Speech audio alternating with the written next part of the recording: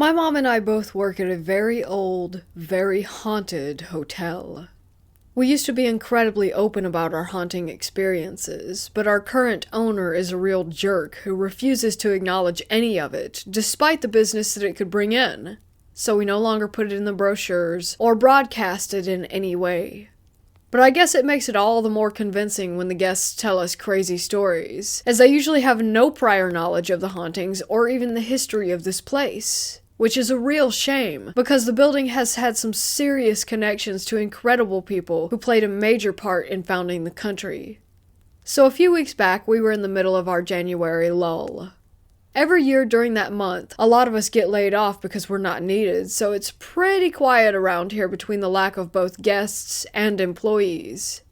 However, this night we did have 2 guests check in, both of whom were local, and they were celebrating a special occasion as the guy had flowers delivered to the room before they checked in. They went to the restaurant to eat dinner, and then went to their room shortly after 9 p.m. At 10:45 p.m., my mom was startled to see them standing at the front desk with their luggage, looking pale and terrified. They were very reluctant to tell my mom what had happened, but said that they wanted to check out now and not wait until morning. My mom has seen this look on guests' faces before and finally coaxed the truth out of the guy. Apparently, they had went to bed a bit after 10 o'clock, and half an hour later they shot awake to a great crash and the sound of glass breaking. They scrambled out of bed and flipped the light switch on, and could not believe what they saw. The massive, heavy glass lamp on the bedside table had been knocked off onto the floor, where it lay in pieces next to the alarm clock, as though someone had just taken their arm and swept the whole lot off in a rage. After seeing this, the couple grabbed their things and bolted from the room.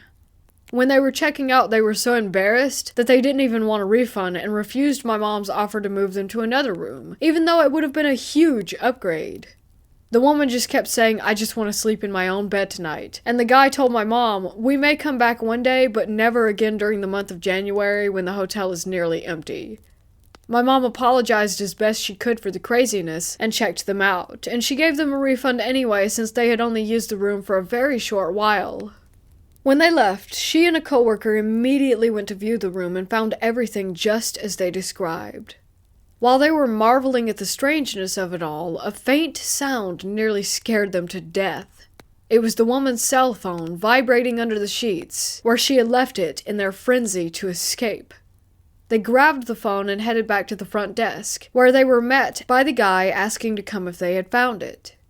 With his wife in the car waiting, he decided to open up a bit more to my mom about the incident, as his wife was already terrified, and he knew it would only make it worse for her. He said that before they fell asleep, he had an undeniable sense of dread, as if something were going to happen. And when the sound first woke him up, he looked toward the foot of the bed and saw the silhouette of his wife standing there. He asked if she was okay, and heard her voice answer right next to him. She was still in the bed. We've had people hear voices and music, see apparitions, and capture incredible images on camera, one of which was a young man dressed in colonial-era clothing, and you can see him clearly down to his hair and belt. But for someone or something to sweep a lamp and clock off of a table so hard that it breaks the lamp is very unusual. Our phenomena is very rarely of the physical variety, so I am not sure what to make of this. I myself have never been frightened of whatever is here, maybe because I'm a history lover and would almost welcome the prospect of seeing someone from such a long-gone era. As to who the woman was that this guy saw at the foot of his bed, I have no clue. We have a very well-known female spirit in the hotel, supposedly from the era when it was a Civil War hospital, but the building also served as an elite college for women and of course was a home when it was first built. It could have been anyone for all we know.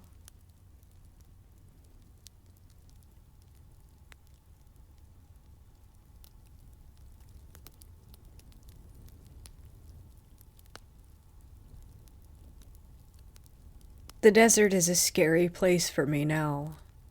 It used to be a place filled with peace and serenity, but since living out there for almost 30 years, you see things. This occurrence took place in the high desert of California in the early 1990s. The whole town was once all military. There's a military plant there and a prison, and the streets to this day consist of numbers and letters, for example, Avenue O and 178th Street. You always heard stories of people missing and underground tunnels, confirmed. In fact, a friend of mine kept getting a draft coming from his closet in his childhood home. Later, after he grew up, he checked it out and found an opening to one of these such tunnels. He called me over to check it out, but after I got there and we went through the opening, I was too freaked out to go more than 10 feet in when I turned around and told him that this might be how people disappear. You always saw things late at night, off in the distance far past the lights of that then small town. Strange, glowing, different colored lights that would move around low or zigzag, then shoot straight up.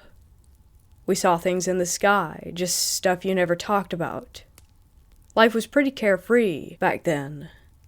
If you wanted to visit friends, though, you would have to drive down long desert roads and sometimes end up coming home late at night in the pitch black because there were no street lights.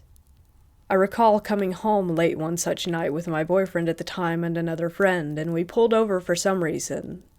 Something compelled me to get out of the car and look up at the stars. We were in the middle of nowhere, but we could hear what sounded like machinery and muffled clanks like metal.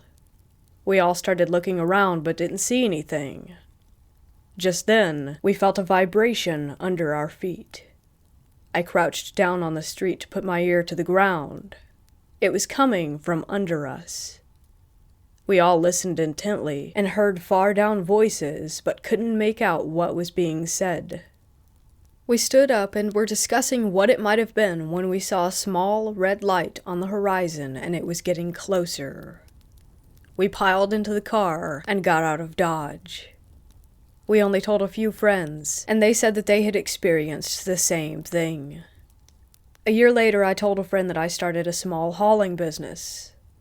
Still, there was a big job, so I needed to borrow a trailer. He said he had a few that I could use, so I should come out to his property to check them out. It was just starting to get dark when he pulled out his new toy. It was a pair of military-grade night vision binoculars. He told me to wait until it got dark to leave, because he wanted to show me something creepy, and I was all in. Later we walked towards the back of his property, looking out at nothing, no lights, no roads, nothing but a barren desert. He pointed the binoculars east, and oh my. There were people coming out of the ground and moving around. I said, "What the hell am I looking at?" And he told me that his family called them ground dwellers, and that they are located in various parts of the desert. It gave me the heebie-jeebies. Needless to say, I never went to his house after dark again. At one point in my life, I lived in a mobile home park, a little past Avenue F. There was a massive treehouse in my yard that was left by a former tenant. The only way to get up into it was through a hole cut in the floor with a door on it, and under that was a rope ladder. One night I was sitting on the porch drinking a cup of tea when I heard something move up in the treehouse, and then a head popped up. It was a lady and her husband hiding. Clearly, I thought they were on drugs. I told them to come down from there, but they both refused. It wasn't until I threatened to call the authorities did they cautiously comply, looking all around, not wanting to be seen. By now there's a small group of my friends and nosy neighbors gathering around. I saw that she was terrified by something, so I asked them to come in. I made them something to eat and waited for her to calm down. Then the lady reached in her bag and pulled out some papers. They looked like legal documents with government letterhead. There were drawings and schematics, and some of them even had embossed seals.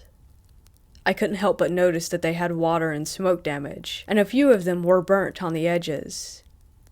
She told me that they were checking out this place off of Barrel Springs Road, where there were 2 or 3 cinder block structures. I knew them well. A few years back I happened upon that place, and a black truck rushed down to greet me with guns drawn. She said the same thing happened to her, but she was in one of the structures, so she grabbed some things, and she and her husband ran. I went over these pages and felt very uneasy reading them, like this was stuff that people get killed over if it got out. Stupidly, I said, "Why don't you just simply give them back?"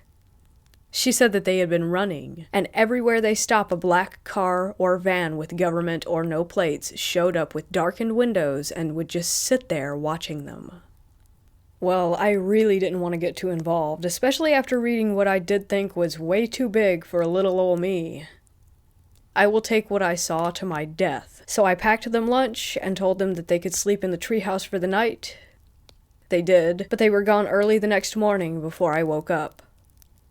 After that, we started seeing black vans parked on our lonely road, facing the house.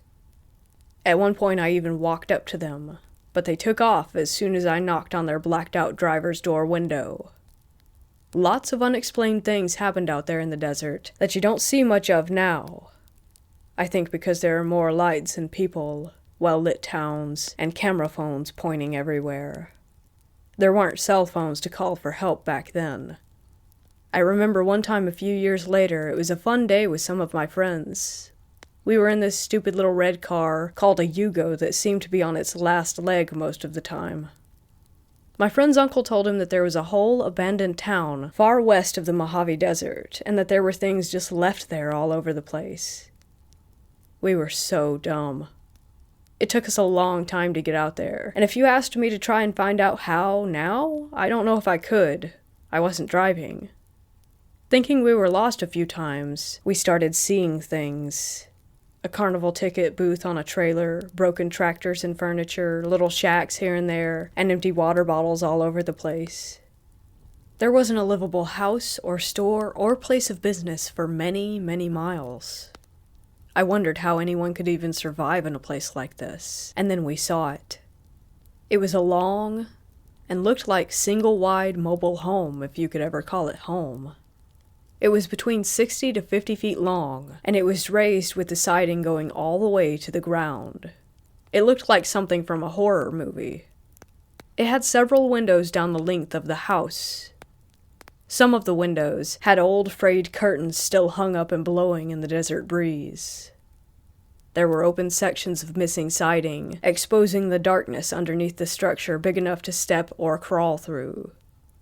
There were old, dusty cars with their doors and trunks open, trash and open cans all over, and a small fire pit in the middle of all of this. His girlfriend and I saw people that seemed to not be wearing any clothes that we could make out, but their bodies were skinny and didn't move like ours. They were inside that house and were watching us from the windows and from the open spaces underneath. They were following us, and as we slowly drove past, they went from window to window and open space to open space underneath. They were almost inhuman, and had big eyes and pale skin. Too pale for the desert. My friend the driver pulled up next to the fire pit, and despite us screaming to go, go, go, he turned off the car. His girlfriend began to cry out that we had to leave then and now.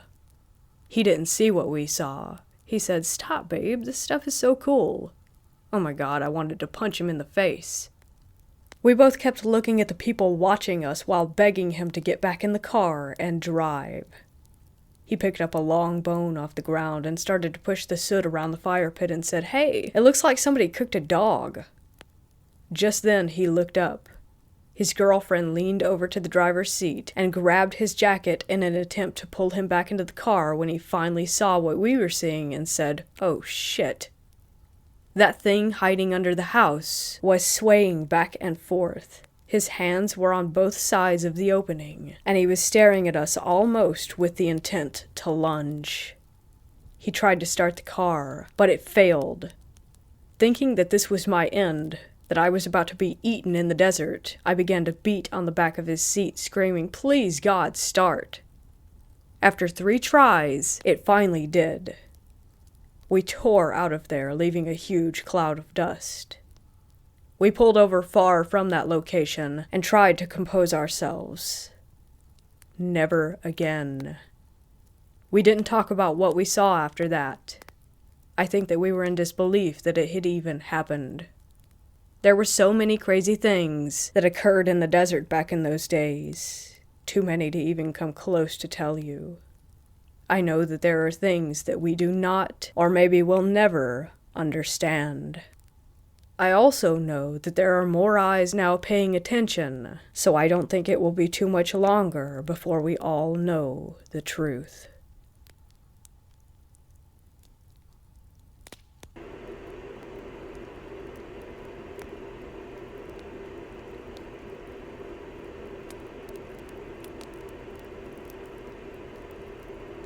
This happened February 14th, Valentine's Day.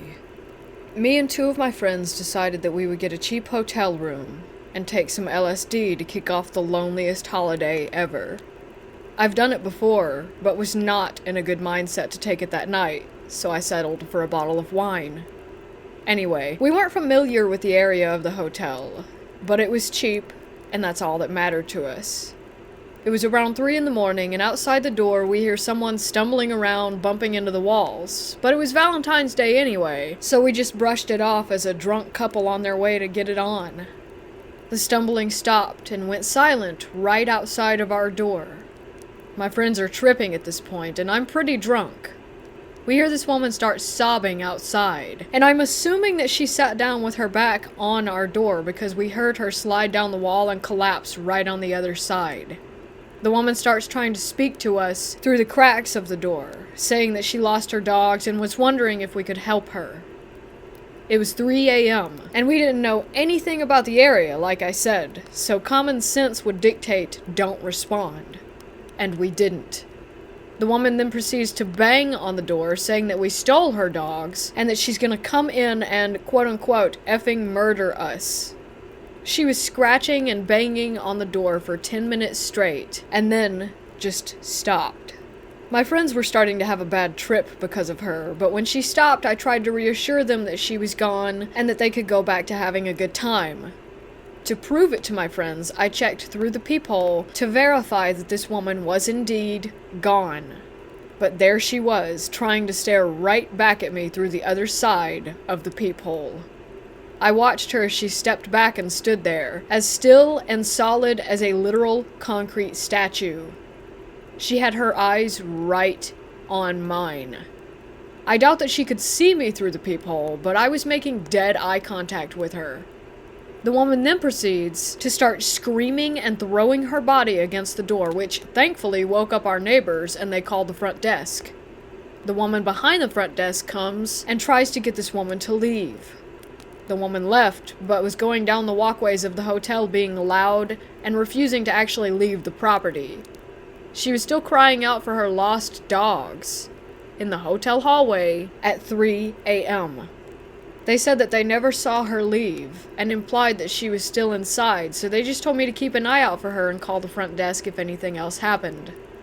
The police were called and stayed posted outside the hotel for an extra 30 minutes and then left. It turns out that she was on some really heavy drugs. But still, hearing this woman throw her body onto the door, saying that she would kill us, was incredibly traumatizing. We left early that morning and never went back.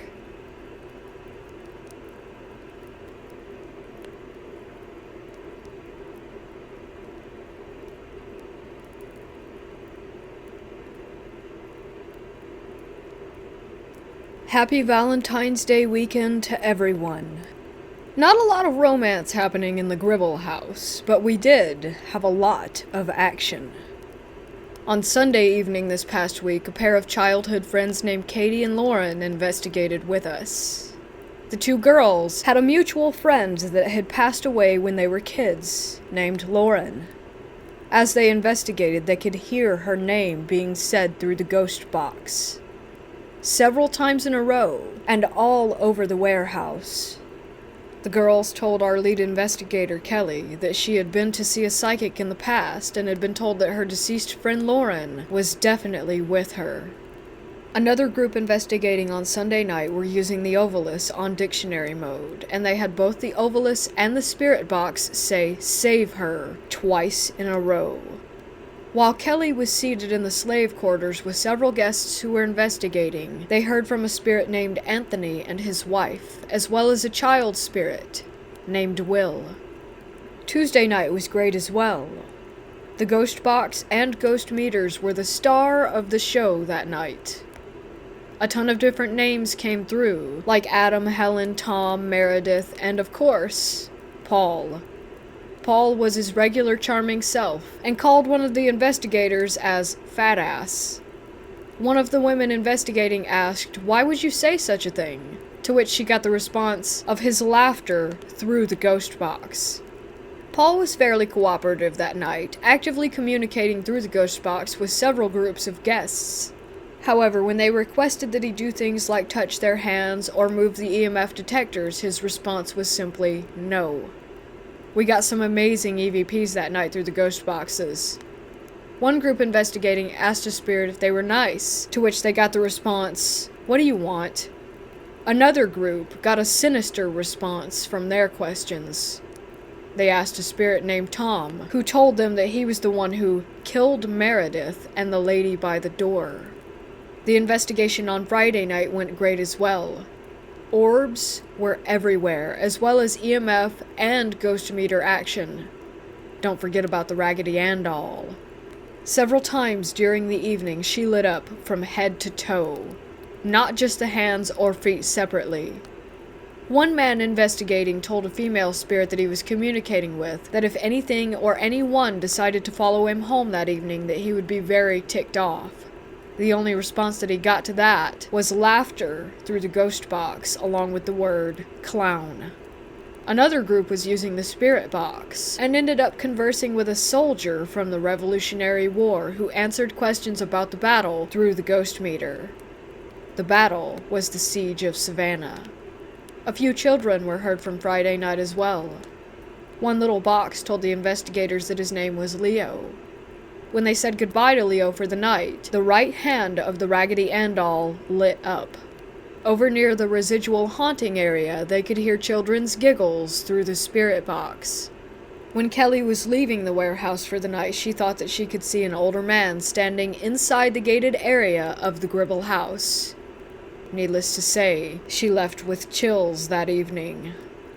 Last night, on Valentine's Day, we had 2 separate investigations. During the first, the Raggedy Ann doll had some very interesting action. While seated in the slave quarters, everyone investigating was focused on the doll, just as the doll moved, all on its own. A little child named Wendy was heard from the spirit box in the slave quarters as well, and the REM pod lit up with small touches. As the guests were leaving the warehouse from the first hour, a few of them were looking back into the building and swore that they saw 2 women entering the area by the bathroom, but no one was there. During the second investigation, a group of 2 saw a black shadow figure moving along the Gribble house walls, accompanied by a dramatic drop in temperature as well as whispers and strange noises. Yet another great week of investigation at the Gribble House Paranormal Experience.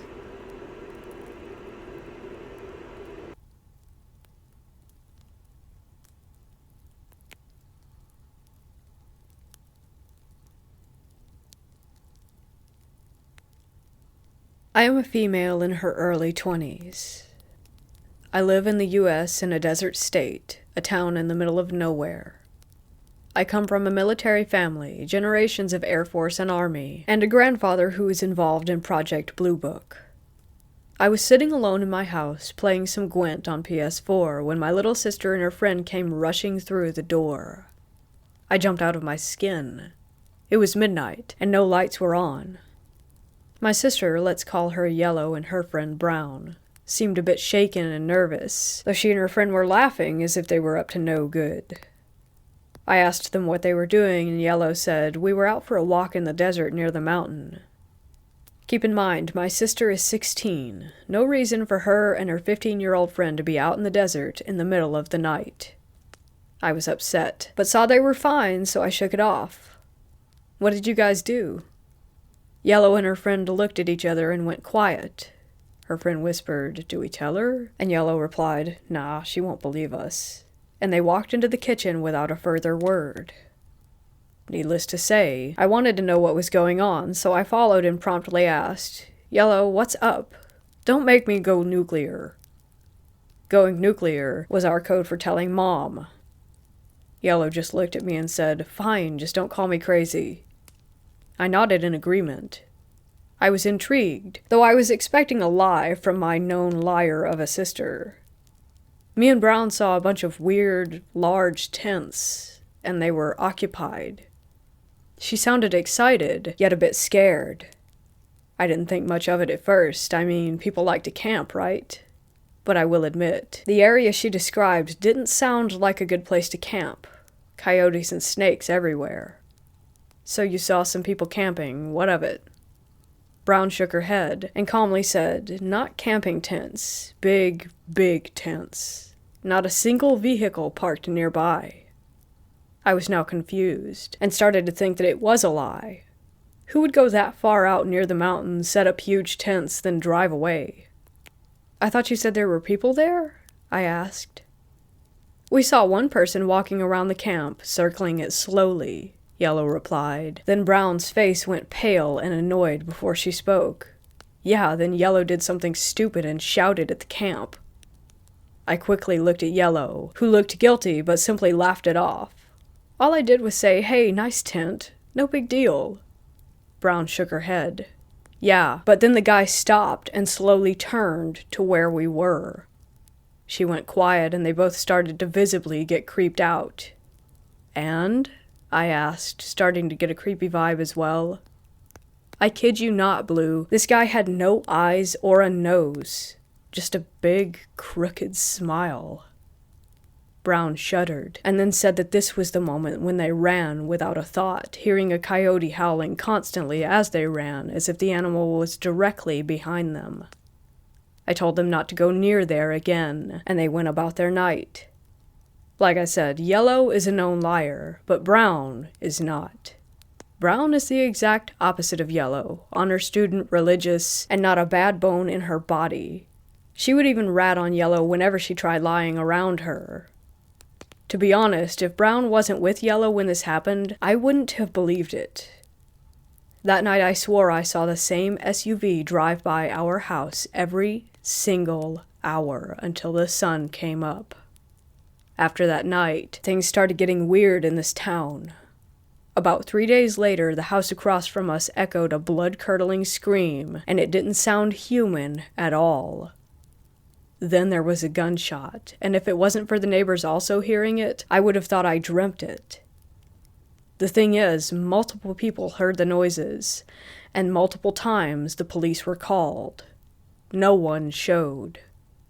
The next morning, the lady who lived in the house started moving her stuff into her van, but her boyfriend was nowhere in sight, which I thought was strange because those two were inseparable. They were the perfect college couple, plus they had just moved in. I talked to my neighbor about it while she was loading everything, and he told me that he had called the cops when he heard the gunshot, and what he told me freaked me out. Here's the conversation that he had with the 911 operator.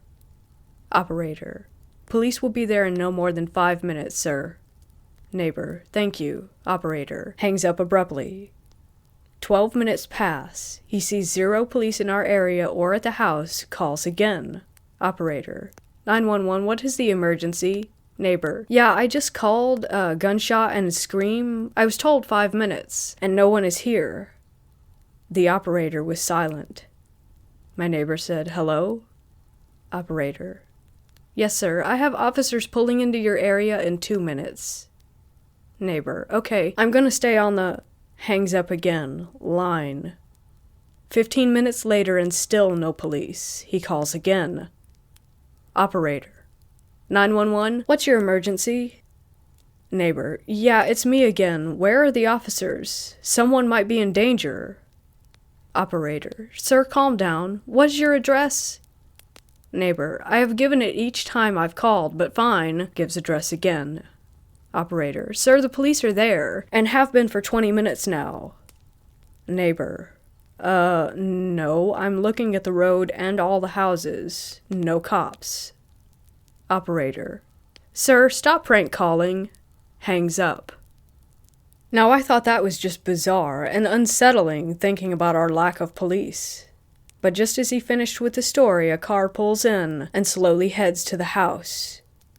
It was the same SUV that I saw, and not only that, but it was a police SUV. It didn't even stop. It just slowed down by each house, and then slowly drove by the college girl loading her stuff up. She froze and stared at the cop car, and only continued when it left. I had enough, so I went over to ask if she needed any help loading things into her car, and she said yes. I started putting boxes in from the garage.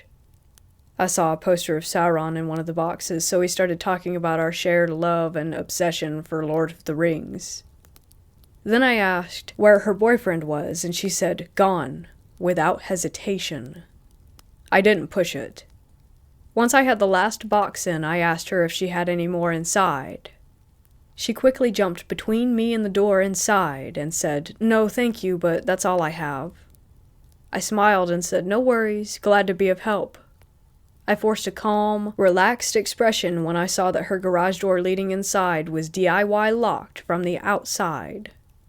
She got into her car and stared ahead, and all she said to me was, don't trust the police, don't trust the TV, and don't trust the animals. I felt a shiver run up my spine and quietly asked, what do you mean? She started her car and simply said, stay away from the mountain. She drove away and closed the garage as she went. I walked back to my house, and even as I write this, no one comes in or out of that house. In between then and last night, our neighborhood has been infested with coyotes, though not a single one has been seen. Strange police behavior, a strange accumulation of crows and helicopters that only ever come by at night, circling my neighborhood. But on to last night. Yellow's cat got out, and we were looking for him. We exhausted everywhere except the desert. Yellow wanted to go, but these few weeks have been creepy and stressful, and we're both small girls. So I agreed, but we were gonna go prepared. Me and Yellow went back home and got flashlights, backup batteries, 2 knives each, and my metal baseball bat. Yellow's boyfriend Green tagged along, which made me feel safer because he is tall and is the captain of the wrestling team. He brought a stun gun after we told him why we were prepared for the worst. So me, Yellow, and Brown went into the desert and searched for her cat. The entire time I couldn't stop staring at the mountain in the distance. After everything that has been going on, being in this area scared the living crap out of me. That is when we heard the meowing in the distance. It definitely sounded like Yellow's cat. The only issue is that it was coming from the direction of the creepy mountain. Yellow started to go in that direction. Green and I followed soon after. Yellow said something that I already assumed, but wish was wrong. This is towards where me and Brown saw the tents. I started thinking the worst. We're gonna get killed, or we're gonna get sold into trafficking. My thoughts were going crazy, and my anxiety shot through the roof. That's when Green looked through his binoculars and said that he saw the tent. I quickly snatched them away and looked, and sure enough, 3 big military tents, and not far behind it was the mountain. If it wasn't for the lights in the camp, I wouldn't be able to see anything in the dark. I examined as much as I could.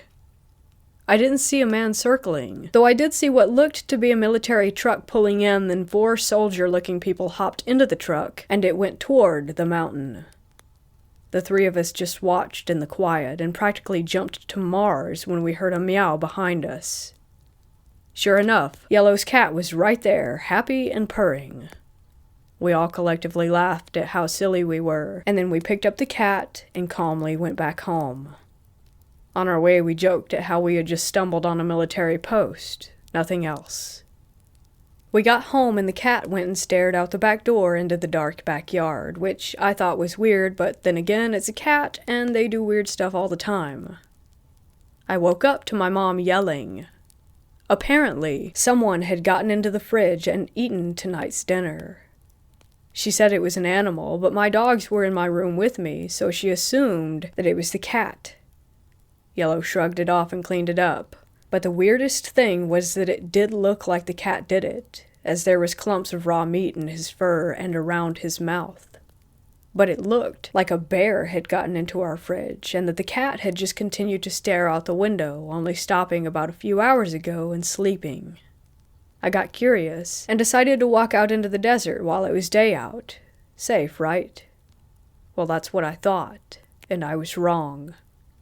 I went with that baseball bat and Green's binoculars and followed the exact same path, and you probably guessed it. Not a single tent or sign of anything, but there was a coyote just sitting where the tents had been. It was staring up at me with strange eyes and a crooked face. I heard it howl, but I didn't see it howl. I took a step back, and it stepped forward. Then I booked it. I didn't want to be that dumb white girl in the horror movie who lingers around and gets killed, but running seemed like a scarier option. I sprinted all the way home with the sounds of growling and howling directly in my ear. I swear I could feel the breath on the back of my neck, but I never turned around. If I was gonna die, I was gonna die looking forward. As soon as I hit gravel, the noise stopped, and for whatever reason I immediately turned around, ready to swing with my bat, and all I saw was the back of a man walking back to the mountain with his hands in his long black trench coat. From behind I could see that he was bald, and wore jet black sunglasses. His skin was pale as snow, and he wore a fedora-like hat on his head. I stared at him until he was gone, and not once did he turn around. I'm home now, more confused, more creeped out than anything else. I think I might investigate further, but I don't know.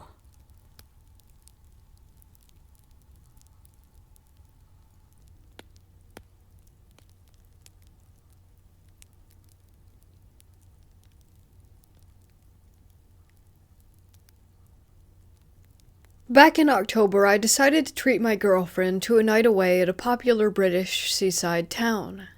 The town is one of those historical areas, which has its fair share of ghost legends and gothic tourism, so there was lots of touristy attractions such as ghost walks, which me and my girlfriend decided to go on. A bit of background information about the hotel. It is regarded as one of the oldest hotels in the town, and is also a popular tavern among the locals. The inn itself had a rather creepy feel to it, but our room was modern and comfortable. The last place you'd imagine paranormal activity to occur. We set off on the ghost walk with a local guide who knew about the paranormal hotspots. Unexpectedly at the time, we stopped directly outside our hotel. "This is the most haunted hotel in town. Good luck if you're staying here," he cackled. He proceeded to tell us that there was a number of spirits that haunted the building, and guests frequently experienced sightings and unexpected things. However, at the time, we were a bit drunk from dinner, and we brushed off the walk as your typical tourist trap. We went to bed without any issues at all. I woke up later that night, paralyzed, and with a sense of unease. I felt what I would describe as a strong, cold gale blowing around the room. Imagine being outside in strong, windy weather. The sensation lasted for, I would say, about 15 seconds when it suddenly stopped and the room filled with a warm, relaxed sensation once again. I woke my girlfriend to tell her, and she brushed it off, saying it was probably sleep paralysis and a draft. So I believed her and went back to sleep. I thought nothing of it until we checked out. The receptionist asked us how our stay was, and if there had been any issues. "Everything was perfect, but there was a really big draft in the room," I exclaimed, as you would. Surprisingly, she casually laughed. "No, that's not a draft. It's just a spiritual presence in the room. It happens all the time in that one," she casually reassured us. Now I'm really interested in the paranormal, so I asked about the stuff in the hotel. She told us that everything the guy told us on the walk was indeed true, and the spirits are those of old landlords and locals whom help run the hotel and keep the guests safe. She told me lots of stories of how guests would stumble on the stairs and be caught by an unseen presence, as well as children's lost toys showing up right at the moment where they're about to start crying. She even told us that one of the past landlady's spirits acts as a bouncer, causing troublemaking and aggressive guests to feel ill enough to leave. The receptionist seemed really happy and was used to the paranormal activity in the hotel and says that she regularly sleeps alone in the rooms without any worry. Obviously, this isn't that much of a scary ghost story, but more of an interesting experience. I would definitely go back for another stay in that hotel. I saw something tonight. I just got home from my job delivering pizzas in a small town in North Carolina, and my heart is still pounding from what I saw. I just started recently, and this is my first night shift. I hope it was my last. I was going back to the store after a delivery, a little after 9 p.m., when I saw it riding towards me on a bicycle. It looked like a person for the most part, but it was wearing one of those blank plastic Halloween masks like you can get at any store. The mask had a wavy line from the top left, wearer's right, to the bottom right, which separated the mask into a purple half and an orange half. I couldn't tell what it was wearing because it was too dark and the clothes were black. Out of the top of the mask, there was something that could have been hair, but it seemed too strange to me. The hair was at least a foot tall on its own, and the only way I can describe it is as a plant of some sort. It looked like a bunch of tangled branches and vines all sprouting from the thing's head. It was doing a wheel stand all the way down the street toward me without losing an iota of balance. The thing that really tipped me off that it wasn't human, though, was the aura it gave. I couldn't stop looking at it for more than a second. It drew my eyes almost magnetically, and every second I did look at it, the more terrified I felt. It wasn't just my natural reaction of fear, either. This was powerful and evil. My head started pounding. I was screaming involuntarily, and tears welled up in my eyes. I was about to make a turn when I saw it coming toward me, and as soon as I completed the turn, barely able to look at where I was going, the thing disappeared. I turned around to look back down the street I was just on, and it was gone. I was still extremely rattled, panting and whining like a dog, but I knew I had to make it back to the store.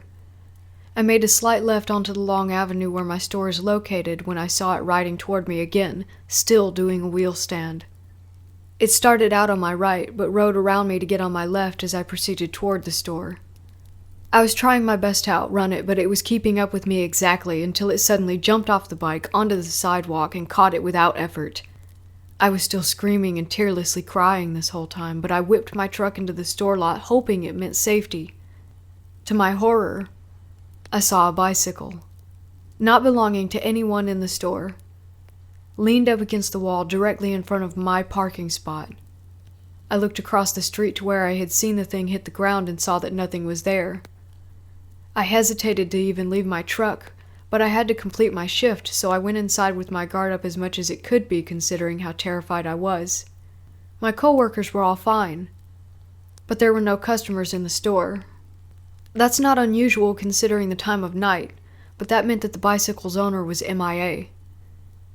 I rubbed my face for a few moments in front of a fan and grabbed my next delivery. I exited the store to discover the bicycle was gone, even though I hadn't noticed anyone move it. I worked the rest of my shift until 10 and didn't see the thing again. That's not to say that there was nothing out of the ordinary, but the bike stalker was gone at least. The whole way home, I was unnaturally paranoid. Around every curve and corner, I feared it would be standing in the road waiting for me. I could see it in my head. The vision I had of it standing on a certain bridge on my way home felt so real that I nearly drove into the creek. I'm home now, in what I hope is safety, but I'm definitely still on edge. I've seen a lot of things in my 20 years, but I have never experienced anything like that.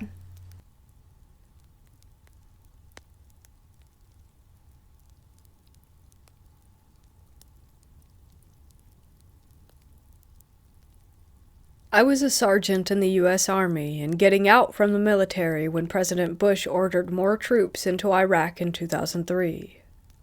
I had just returned home into Austin, Texas, when I was called into my local National Guard unit at Camp Mabry and told that I was being recalled to the Army, but the unit was already tasked out to deploy to Iraq.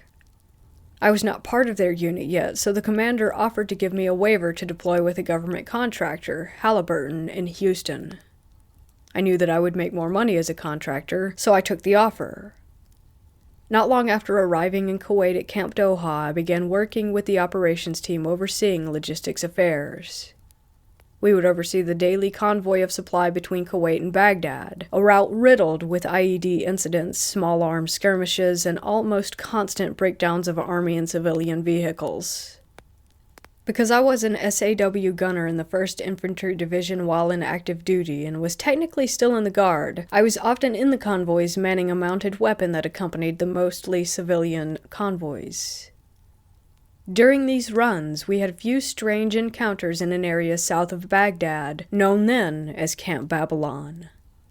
Occupied by French troops, but then designated an archaeological site for obvious reasons, Camp Babylon was set up in the area that was said to be originally inhabited by the famous Tower of Babel. Indeed, there were ruins there that did look like a massive structure once stood at that spot. I had 2 strange incidents happen to me while passing through there. The first incident seems to be a bit benign, but sets the mood for the second. We were passing through Camp Babylon in the afternoon one day when our convoy took small arms fire. The SOP at the time, standard operating procedure, was to stop the convoy and return fire. This was because in the past, such incidents ended up being a long gunman attempting to scare the convoy into running into IEDs on the road. Because of this, the standard operating procedure changed to stop the convoy, dismount, and return fire. While engineers looked for explosive devices on the road, we scanned the horizon for enemies. Nothing. They most likely fled immediately. However, the ruins around Camp Babylon were alive with shadow figures that seemed to move about the area.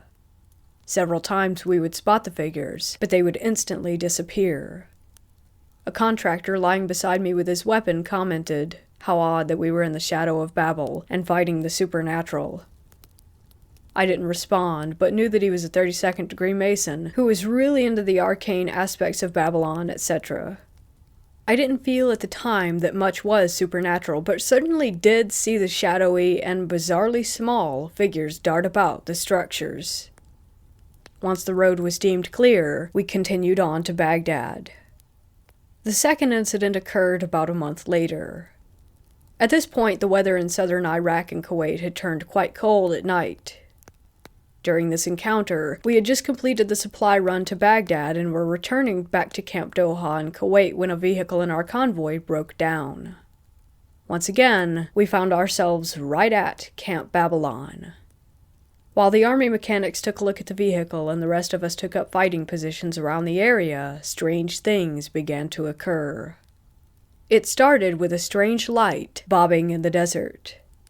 Thinking it was a person with a flashlight, we used night vision goggles to watch. It was simply a glowing ball of light moving toward a set of ruins. After initial contact with the light, a few of us had moved forward away from the convoy to see what the source was.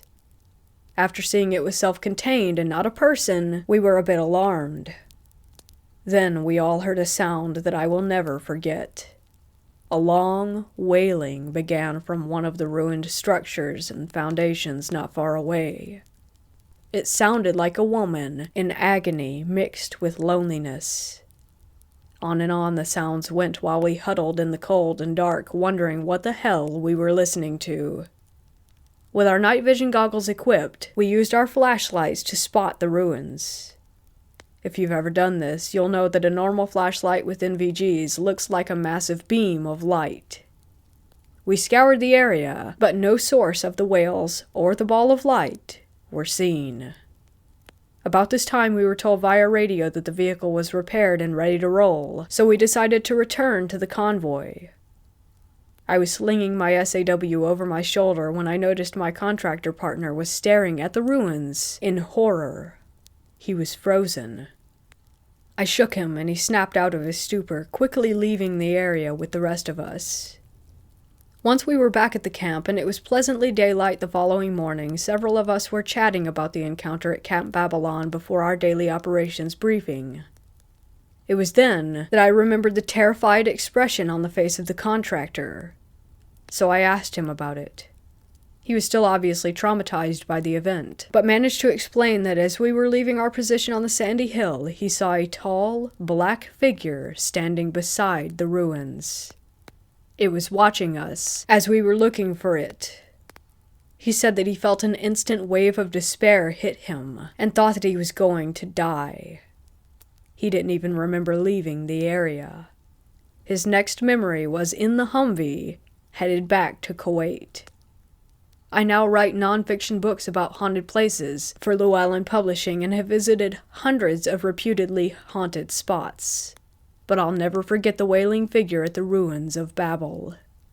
It's also worth noting that when I related this story to some of our Pakistani employees at Camp Doha, they were also quite terrified. One of them, a translator we called Ardi, said that we had encountered a jinn, or a damned spirit, and that we were lucky to be able to tell the tale. I agree.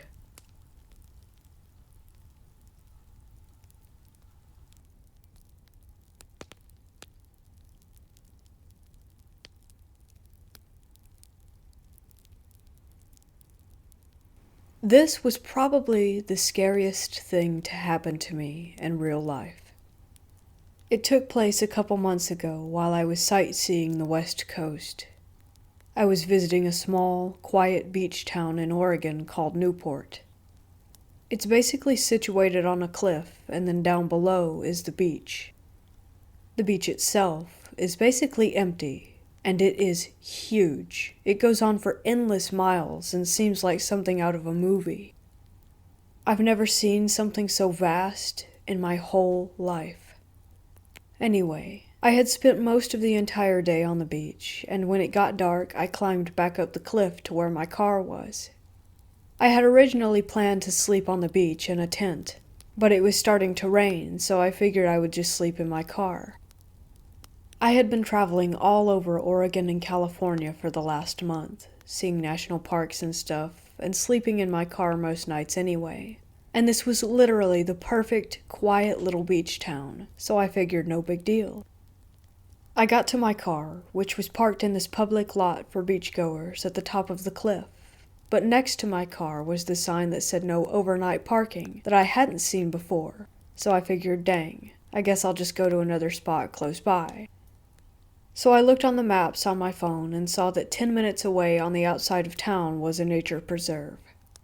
As I mentioned earlier, I had been staying at national parks and stuff, so I figured that it would be a nice place to sleep. The weather was beginning to get significantly worse, and I figured I should hurry. I drove there pretty fast, and by the time I did get there, it was completely dark and storming.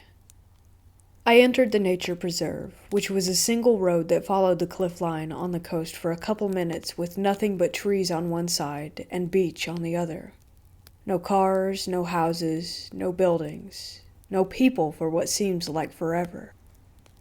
As I drove down the road a little ways, I began to feel uneasy. It all seemed a little creepy, and I felt really alone, but the moon was shining bright through the clouds, and the beach was visible, so I figured I was all right. I found a great peak spot on the cliff overlooking the beach, and decided to back my car up on it and rest. I opened up the back of my Jeep and climbed in, and went to sleep. After a few hours, I woke up. I wasn't sure what had caused me to wake up, but there I was, awake. By this time, the storm had turned into a full-blown monsoon. I could barely see out my windows. The rain was so thick, but I could hear the waves of the ocean down below crashing against the beach, and the wind was blowing so loud that my car was shaking.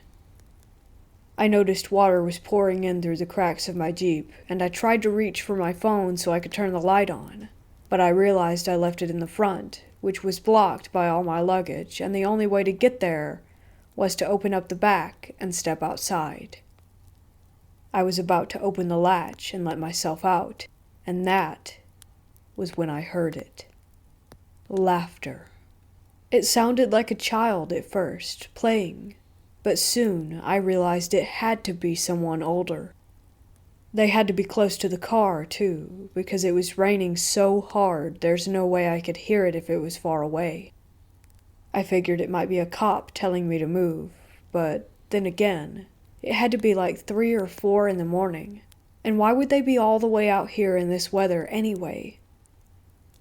I froze to listen, and then I could tell that it was getting closer. I obviously wanted to look up to see, but the way my Jeep was parked was backing up to the end of the cliff facing the beach, and my luggage was literally stuffed all the way through the rest of the vehicle, blocking all side and front windows. I was crammed in the way back, so at the time I was literally trapped and could only see out the back window. It was at that moment that I realized how helpless I was. Her voice grew louder and louder. I could tell now that it was in no way a cop. She was laughing hysterically, the top of her lungs, screaming, "Ah ha ha ha ha ha ha ha!" By the steady increasing of volume, I could tell she was definitely coming up to my car, and then between laughs, I heard her creepy voice say, "Oh, well, what are you doing all the way out here?" My heart dropped. Her voice sounded exactly like Bellatrix Lestrange from Harry Potter, and I immediately thought to myself, "Oh my God, I am going to die." I sat there, frozen solid. I didn't want to move. I remember thinking to myself, this is not happening, this is not happening, this is not happening. But it was.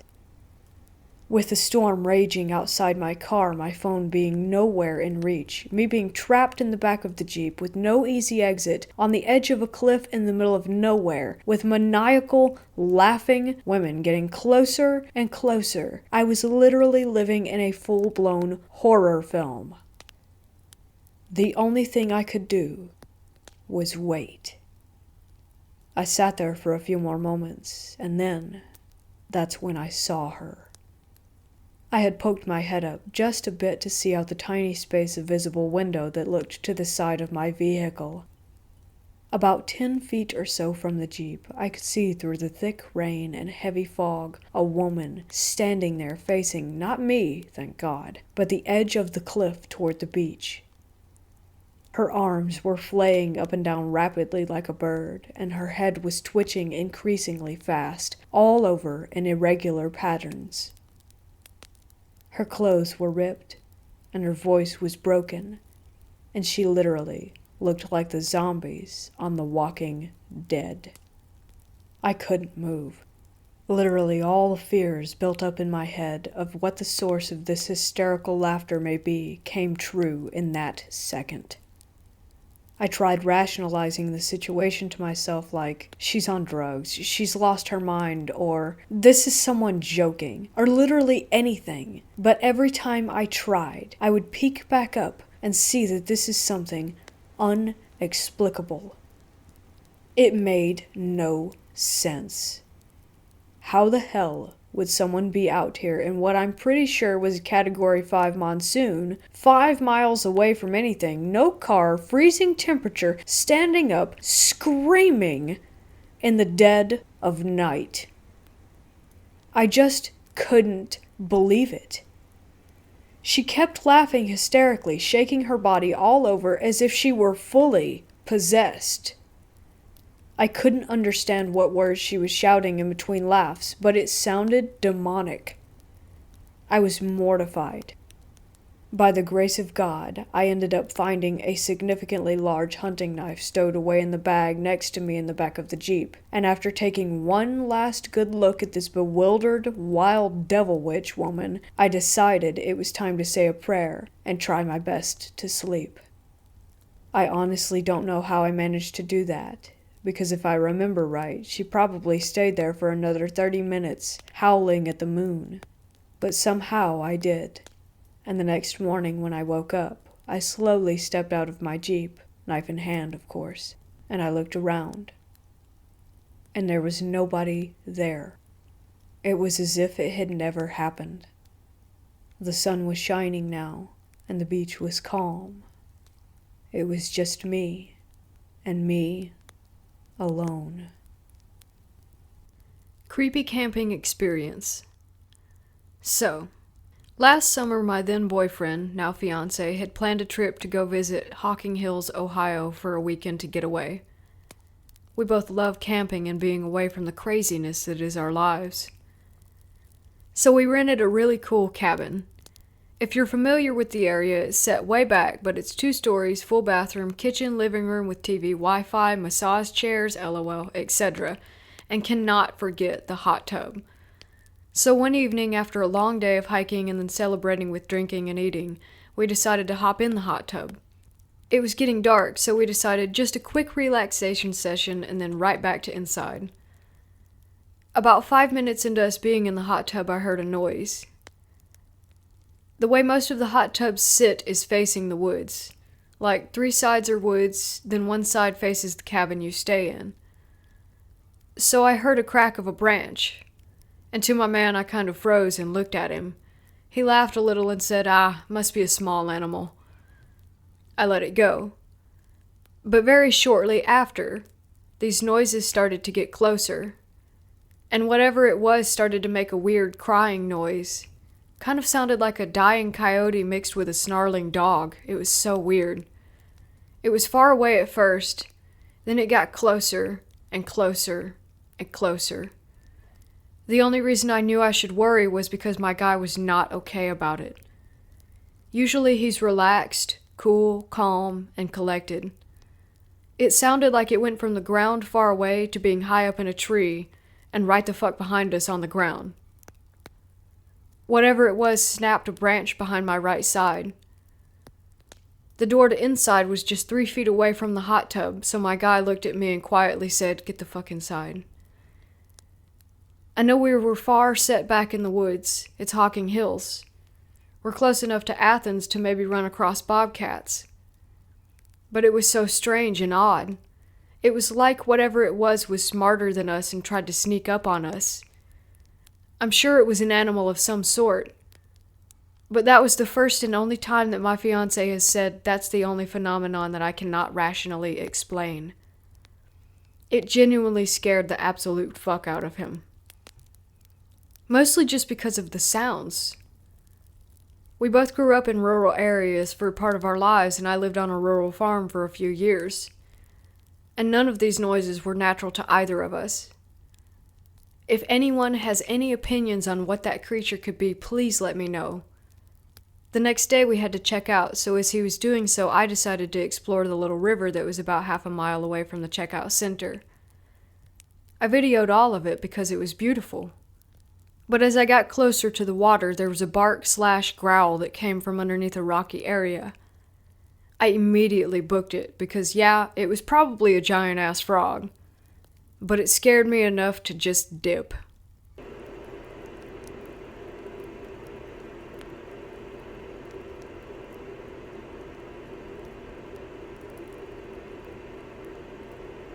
About 2 years ago, I was going shopping for a Valentine's Day gift for my girlfriend.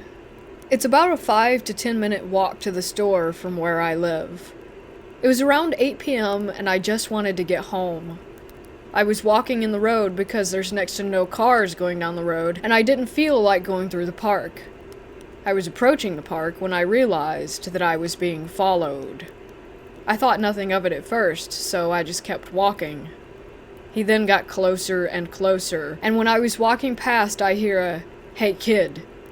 I was shocked, but I wanted to ignore him, so I kept going. Then he said it again, a bit more violently.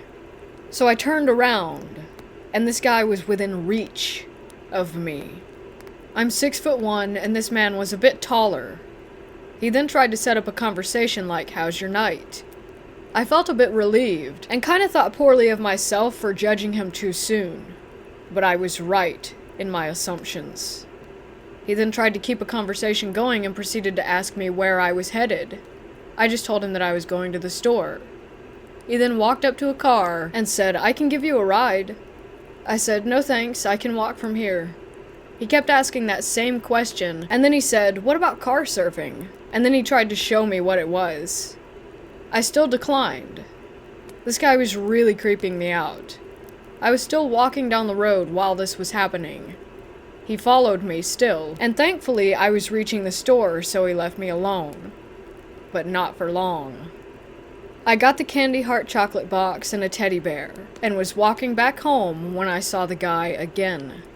The weird part is that he was following me from the other side. I feel like he waited for me just to come walking by again. This was starting to scare me. He then yelled at me again, and I was terrified. I was hesitant, but I turned around. Now he was starting to jog his way over to me. Then I noticed something off. The car was gone, meaning that this guy had either walked here or he wasn't alone. I acted oblivious, like I didn't notice that the car was gone. He tried starting another conversation.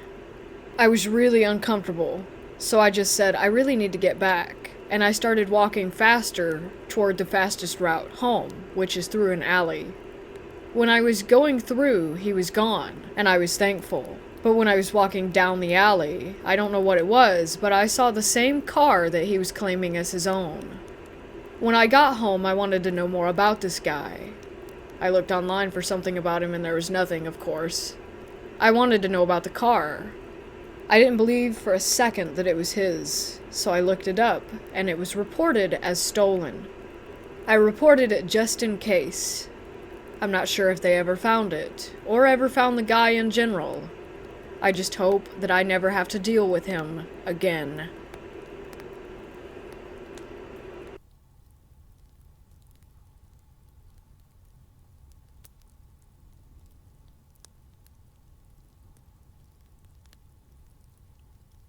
I was in the Marine Corps from 2008 to 2012.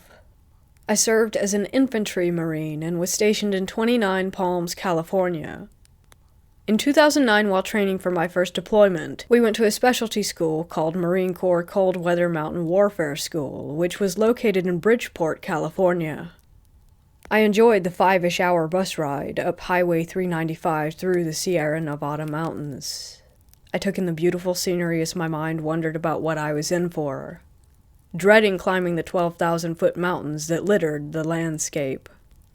Weeks of training go by. I was relieved to hear that we were moving to a place called Hawthorne to do some live fire exercises.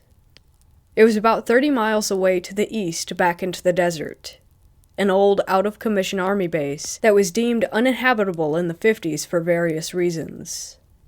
I was enthusiastic to escape the bitterly cold temps up on the mountain. Slept on the ride there. Upon waking, I looked out the window and was shocked at what I saw. Remnants of the old base scattered the landscape. Halfway destroyed buildings, guard towers, and other typical military stuff that you'd expect to see.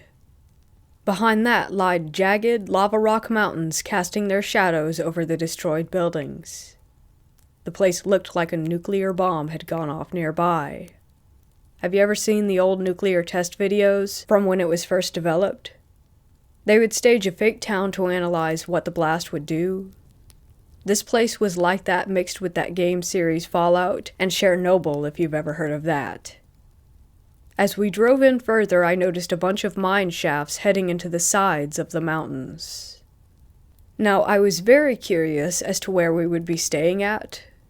I was relieved to hear that there was a makeshift FOB. Nothing fancy by any means, just an old green tent for the NCOs and upper-ranking battalion staff. Us boots would be sleeping under the stars in the dirt. At least we had a makeshift Hesco wall around us to make things feel like home. During chow that evening, we were all sitting around talking. I asked my sergeant, "What are all the mine shafts in the hillside for?" He said they were munitions storage facilities as well as fallout shelter. The place was designed during the Cold War era, which made it super creepy.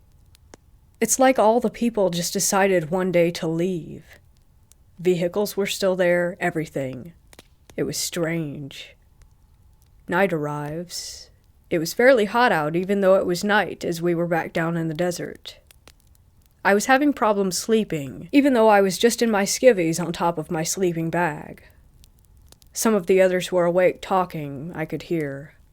I stared into the stars and mountains looming over me. It was a full moon that night with hardly any clouds. As I was scanning the mountaintops, which, if I had to guess, were around 500 to 700 feet above me, where we were all sleeping made it seem that I could almost reach out and touch the top. I saw something strange moving about at the peak.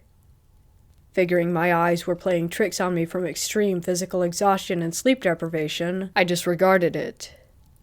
Even later that night, I awoke to go take a pee. As I'm utilizing the head, I look up to where I saw something earlier. To my surprise, the strange, silhouetted figures were there, scurrying about the ridgeline. Now this has definitely caught my interest as my mind was wandering. Thankfully, I had a lot of cool stuff lying in my pack. Once at my gear, I grabbed my trusty PVS-14 night vision monocular. I bring them to my eye and look back up. Nothing? That can't be right. Like, huh? I swear I saw something. I look over to a buddy of mine that was awake and asked, "Hey, did you see anything up there?" He looks at me and says, "What are you talking about, bro?" I said, "Forget it." A few more hours go by through the night, and a loud crash comes from the closest mine shaft, which was located 100 feet or so from the FOB.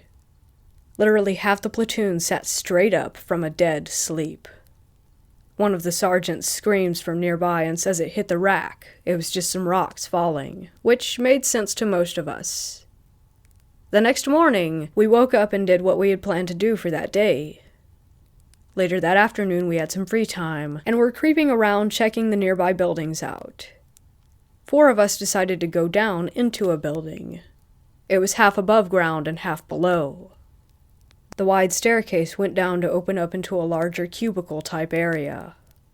Barely any light came through the small windows. I clicked on my weapon light and scanned the room. There were still papers and everything strewn about on top of the desks.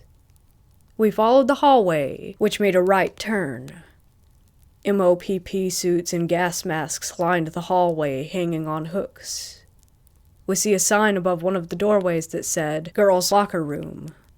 Us being the typical 19-year-old Marines that we were, we decided that we had to check that out.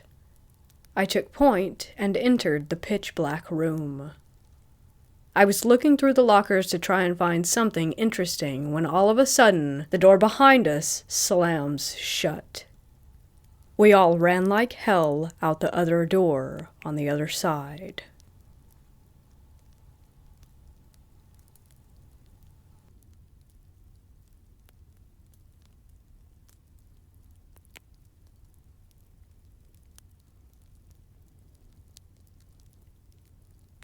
Recently I moved into a new house.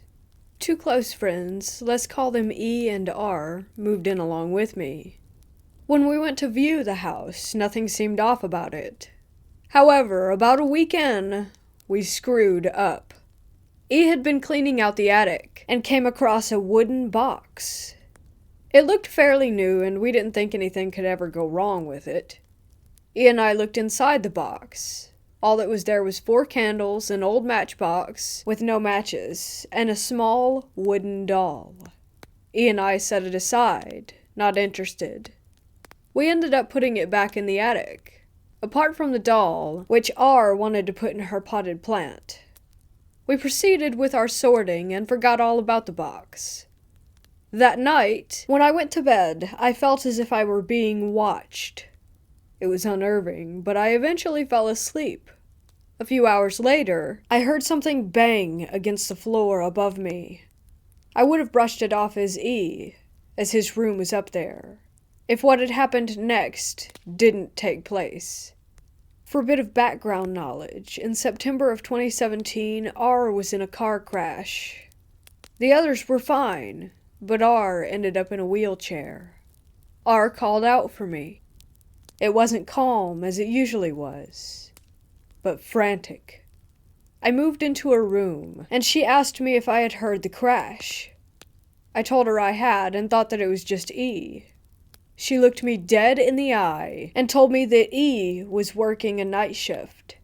It was unlike her to be so flustered, so I offered to stay with her, which she accepted. Soon after, we began to hear light footsteps and giggles outside R's room. We were scared, but continued to try and tune it out. R fell asleep, but I stayed with her, scared shitless by possible ghost children. Eventually, the stupid undead kids stopped running up and down the halls, so I assumed they left. I was then able to fall into a well-deserved slumber. Then, maybe an hour or so later, E got back from work. I know this because he is incapable of entering anywhere quietly. And then he screamed. Like a grown man screaming as if he were a little girl. He ran up the stairs into my room and then out of my room because I was with R, and then he ran into R's room. He then told us what had happened. Apparently, he'd been putting his work bag down and felt as if he were being watched.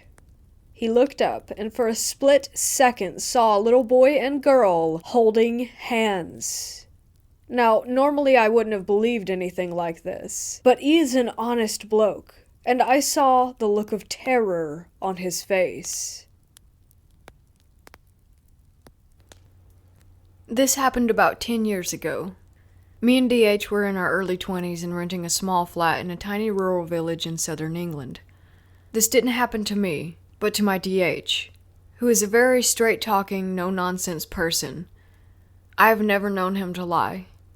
He has recounted this story to me a few times over the years and never strayed in the details.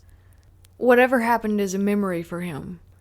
He really believes that whatever he saw, he saw. Our home had woods and commons nearby that DH and his friends would play some sort of midnight commando hunting game in. They were out one night when DH came home early, panicked and out of breath. He said that he had been crouching in the bushes alone, but not too far from his friends when he noticed something else, also crouching, through the leaves maybe 10 meters away. It was humanoid in shape, but possibly with longer, leaner limbs. It had silverish skin in the dark. DH couldn't entirely believe what he was seeing and puffed himself up and started walking toward it. He said he got to about 5 meters away, fully expecting to find it was a deer or maybe a homeless person. As he got closer, he was increasingly sure that it wasn't anything normal. It had a humanoid face and was not frightened of him. He said the thing that freaked him out and made him run away was the fact that it didn't move or run. It just carried on watching him as he ran toward it. When he stopped and looked at it closer up, he turned around and legged it in the other direction and said he heard the thing move too behind him. He didn't look back, but as he was slowing down back towards the edge of the forest, he was quite unfit at the time, he heard leaves rustling to the side of him and saw it again through the trees, still watching him and only a few meters away. He pegged it again, but bumped into a couple of his friends on his way out. He told them to get out of the forest. His friends didn't take him seriously, but did amble back to our house without seeing anything. DH was scared, though, and you can tell the story still frightens him. Maybe he was in paranoid commando hunting mode and making fight eyes with a humanoid-looking tree stump. I don't know. I don't usually believe in these things or like to think about them. I did used to get an extremely creepy feeling from the woods nearby to that. You had to walk through to cut from the train station to our home. I didn't like staying in that flat alone. I also found it strange that there was wild garlic growing everywhere around the edge of our village, the next village, and most of the woods and commons. When we looked into the history of the area, we realized that the big manor house next to the village used to be inhabited by a soldier who survived being shot 28 times and came back to England with a harem of women. I half-jokingly suggested that this soldier was a vampire, and that's what DH saw. But I like to think it was just a humanoid-looking tree stump.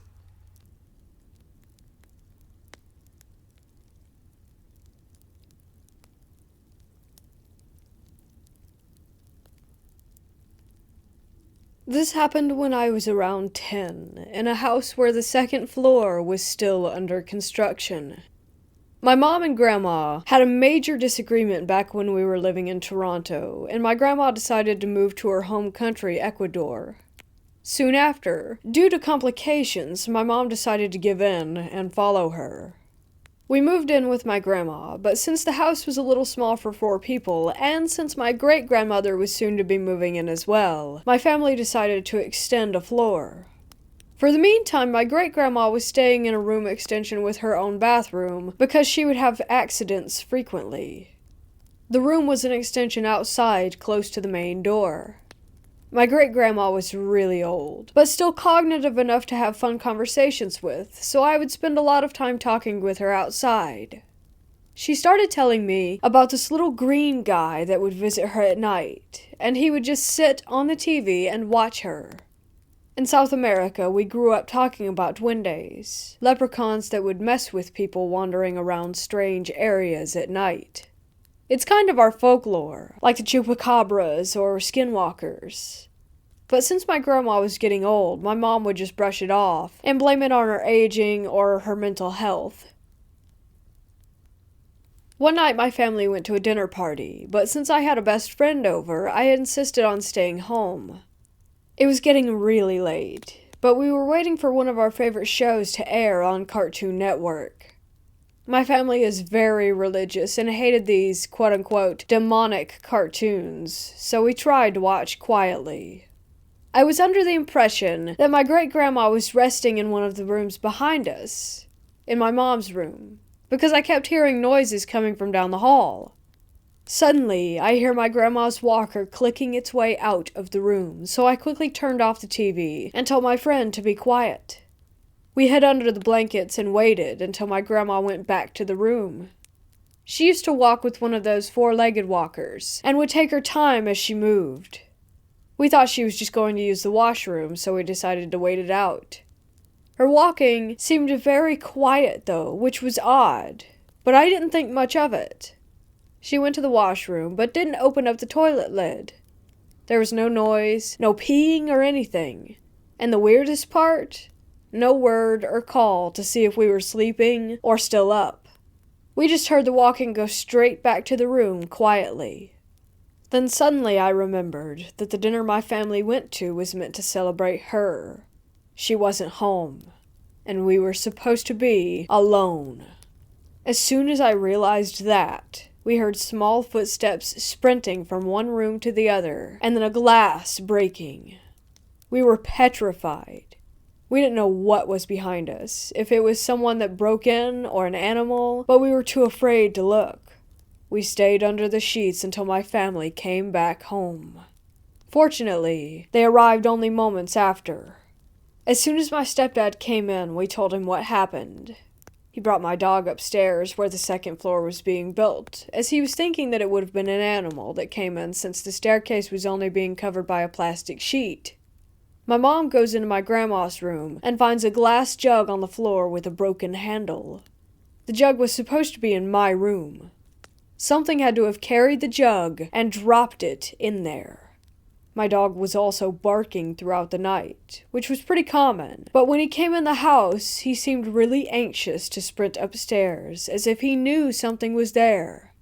My best friend and I have been through a couple of weird things back home, but nothing as vivid as this. Again, it could have been an animal, but that doesn't explain the metal walker noise that we heard. It could have been an intruder, but we would have definitely seen someone come through the plastic covering the stairwell. It could have been the little green guy my great-grandma talked about. A lot of times little shadows would rush through my peripherals, but I always thought it was just my imagination. She passed away only a couple months after this. But weird small footsteps and random dog chases never stopped. The footsteps I would hear didn't sound like small critters, since animals tend to bolt from place to place. The steps I remember hearing as a kid seemed much more meticulous and slow, and always late at night.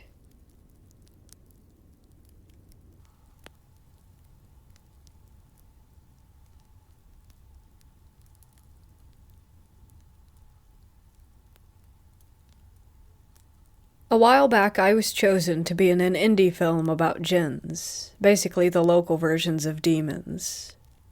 Before I continue, there are 4 things you should know about them. 1. It is said that they can take the form of animals and humans with circle eyes, literally circles for eyes. 2. They are supposedly born from smokeless fire. 3. They feed on energy, such as the energy you use to stay awake and the energy used to power electronics.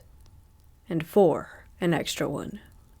There are Christian jinns, Muslim jinns, you name it. They have their own free will, so everyone is different. Some are very nice, others not so much.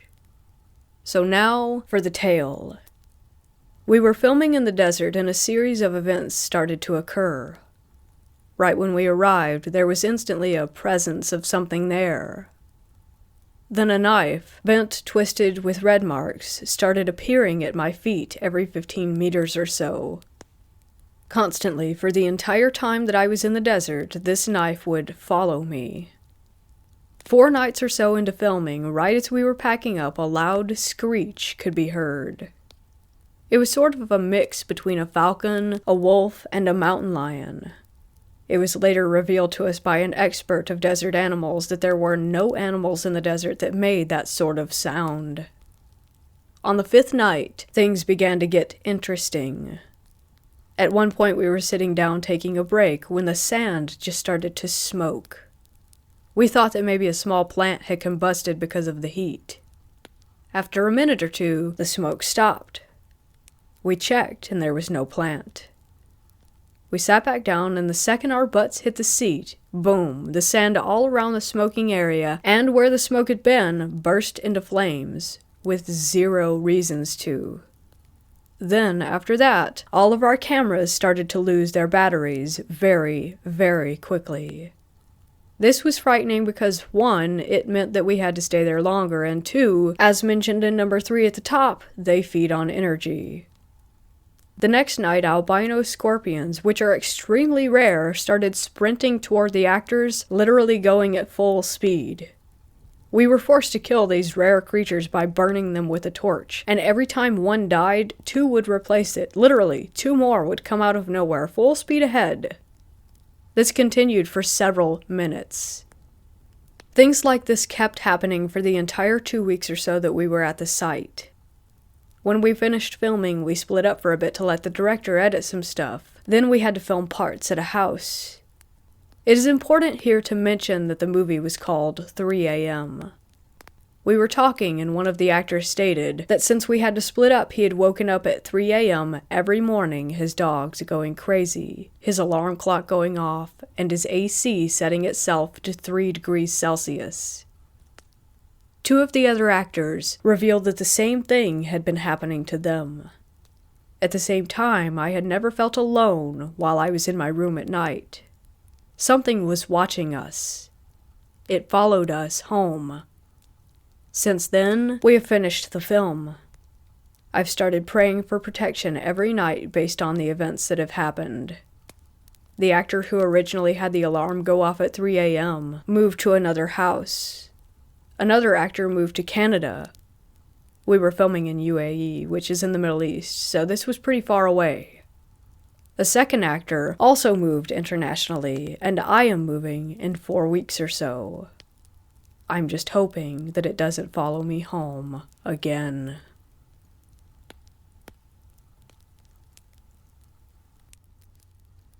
We saw something we can't explain. About a year ago, I was out back with my family. It was around 8 and the sun was setting. We lived in a farmhouse in the middle of nowhere. The closest neighbor was far away. Something down in the field kept catching my eye, but I ignored it at first. My sister saw it too and kept looking out towards the trees. She was getting freaked out by it. My mom said to go investigate, so me and my sister started to walk across the field towards the tree line. Big mistake. It's hard for me to describe. This was the most terrifying thing that has ever happened to me. I didn't see it at first, and I didn't understand why my sister was so scared. Until we were about 100 yards away. When I saw this creature. Tall. Probably around 8 or 9 feet tall.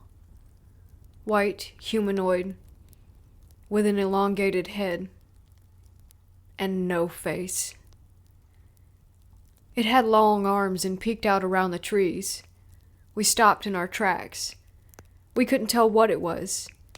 It took a few steps further out of the trees and swayed back and forth at me like a praying mantis. Me and my sister ran screaming back to the house where my mom stood, jaw dropped. She saw it too. I have never been so scared in my life. We grabbed the binoculars and watched this terrifying creature peek in and out of the tree line, spying on us. My grandma thought we all had a wild imagination. The sun was almost gone now, and it was getting really dark, and the darker it got, the more the thing moved. Back and forth along the trees. It was terrifying, so we went in for the night and locked everything up tight. I couldn't sleep that night. I was hearing scratching on the roof, and at one point a very loud bang and various noises coming from the barn. I was very afraid that I would wake up to my animals missing. The next morning, my grandma asked if we had heard the loud bang outside that night. She ended up taking my grandpa with her on her morning walk. I have no idea what it was, and it haunts me to this day.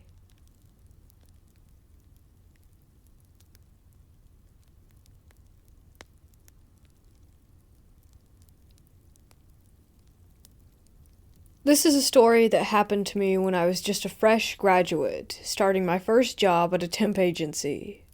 It was 2002, and my job was located in the middle of nowhere and very far from my home. Therefore, I took the effort of doing most of my job in the office till late at night, since I do not wish to come home and continue with work. Rather, that would give me some rest for the remainder of the night. I usually stayed up even later on Fridays, knowing that if I finished the work fully, the weekends would be golden for me. So, this story occurred on one of those Fridays when everyone else had already left. After making my prayers for the night, I continued with my work. There was no one, I believe, that was in the office, but I felt a presence. Perhaps it was another coworker working late just like me. I took that belief to heart. At one point in time, around 11 I believe, I needed to go to the toilet, which was located at the end of a long, dark hallway lighted only by the green exit sign. I found that the toilet was locked, so I looked to the toilet that is on the next level. I took the staircase, which was lighted by a circular wall lamp, and found that the toilet was unlocked. Thankfully, I did my business and returned back to work. The next part of the story comes in a rather weird way. As I made my way back, passing by the locked toilet, I saw the shadow of someone by the office door beaming from the front light that I had left on. My guess is that either the coworker was about to leave or that she was taking coffee for the night since the pantry is near the entrance. When I got there, there was no one by the pantry or the entrance, so again I went back to my desk. I was trying to finish up that last bit of work when I started to peek through the gap between each desk, trying to see the other person who was working late at night, but somehow, no matter what, I was unable to spot him or her. When I got finished up about 15 minutes later, I decided to get myself a drink from the pantry. Then, the lights went off. Just as I took the can of juice from the fridge, I turned to find myself in total darkness. There was a voice calling out to me, trying to reach me, and I tried to find it. The voice was unclear at the beginning, but soon it became what I think the person was saying, "Help me." The sound was the strongest by the window which was facing the main road that was now deserted.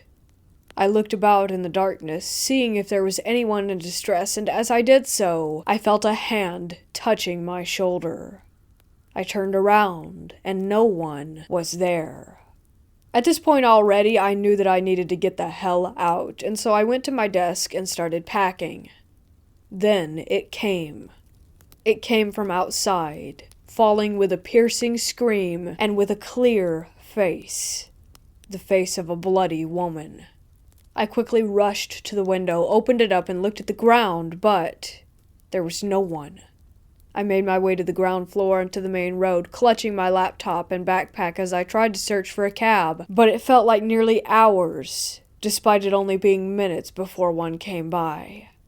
What kept me at the edge was the fact that I felt like 1,000 boots were marching toward me, shouting in Japanese commands. I kept my eyes on the road, but occasionally I turned back to see my office building. On the last turn, I saw a bunch of uniformed men with rifles, gray faces bayoneting a bloody woman, stepping on her body, throwing what I believed to be her baby in the air and killing it as it landed on the ground. I couldn't take it anymore. I ran from the scene.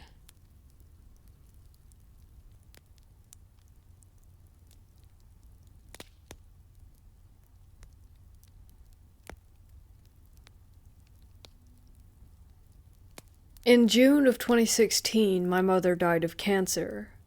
5 of my 6 siblings and I were fortunate enough to make the trip to the small town of Harper, Texas, to be with her in her final days. If you've ever been to Harper or have driven through, you know that there's not much to it. With a population just shy of 1,100 people, 1 restaurant, and 1 stoplight, it could be more accurately described as a rest stop along US Highway 290. To keep my sanity during the trip, rather than stay in my mother's tiny and now very overcrowded house, I opted to stay at a hotel in nearby Fredericksburg, about 25 miles away. For the next 2 weeks, I made the drive daily to spend time with my family, making the most of that time that we had left with our mother. One by one, my siblings and I eventually had to return to our normal lives, although 1 brother and sister would stay with our mother until she passed. It was the hardest thing I have ever done, leaving my mother and knowing full well that I would not get to see her again in this plane of existence. I had a very early morning check-in time for my car rental and flight back to California. Since I would need to get up at 3 a.m. to drive the 85 miles to San Antonio, I felt it prudent to get back to my hotel in Fredericksburg and try to get some sleep before departure. Sleep did not come easily. Although I was tired and emotionally drained, it was still very early in the evening. After what seemed like an eternity of tossing and turning, I finally managed to doze off and slept for a few hours, until it happened. I awoke suddenly and opened my eyes wide, but did not try to move from the position in which I lay. I felt an unmistakable presence with me in the room, like someone had been standing in front of my bed and watching me. I slowly peeled back the comforter from my head, and still trying not to move, mustered whatever courage I had at that moment, and looked. At the foot of the bed, I saw a dark silhouette appearing to just stand there.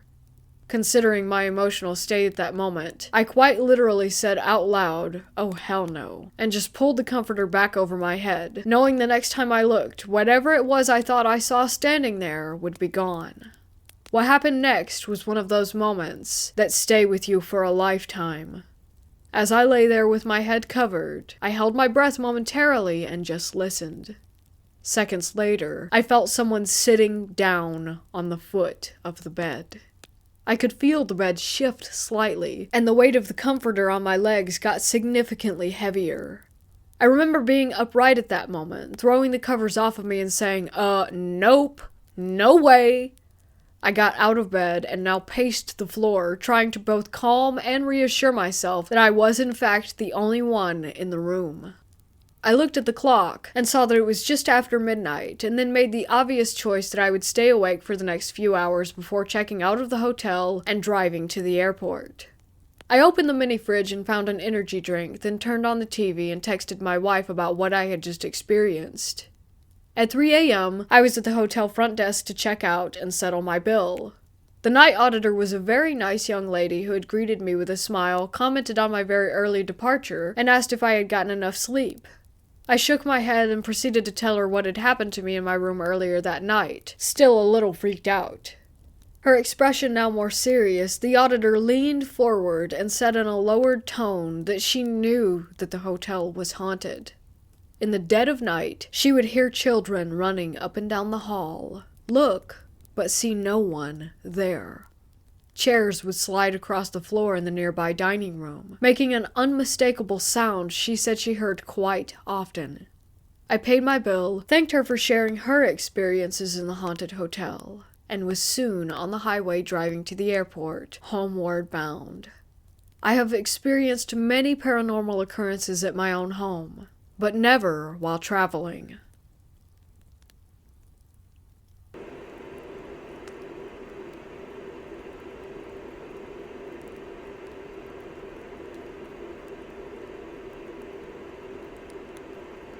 When I was in high school, I lived in a really small town in Texas. It was the kind of place where everyone was either related or hated each other.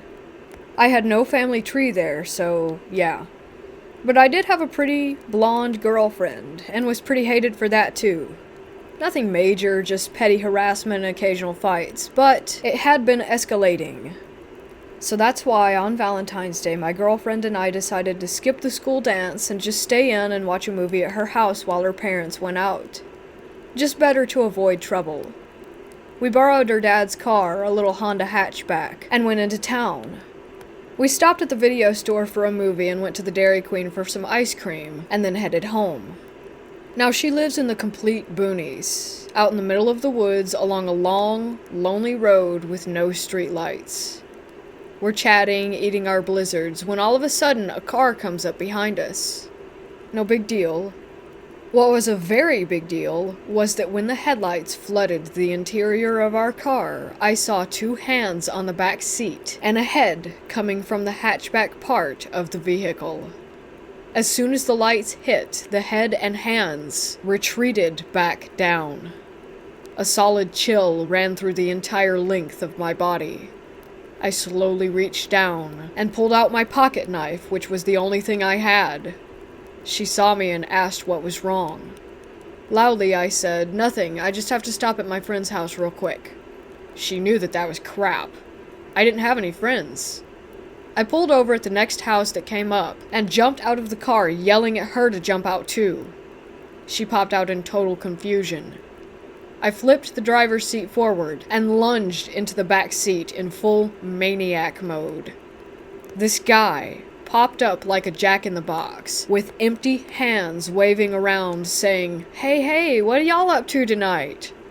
It was some strange kid from our high school who we had never in our entire lives spoken to before. Ever. I said, "What in the holy hell are you doing in our car?" His reply was, "I thought you guys were going to the dance and I was just hitching a ride." We sat there staring at him with our mouths open, wondering what to do. He tried to act real cool, and obviously we were in the middle of nowhere, in some random person's driveway, so whatever he was planning was totally forgotten. We actually ended up driving him to the dance, and dropping him off. The whole time he's telling us to come inside with him. Yeah, no. We dropped his ass off and noped out of there as soon as we could. After he got out of the car, my girlfriend started crying and shaking, she was so freaked out. I have no idea what he was trying to do when the lights caught him crawling out of that hatchback. I hated that high school.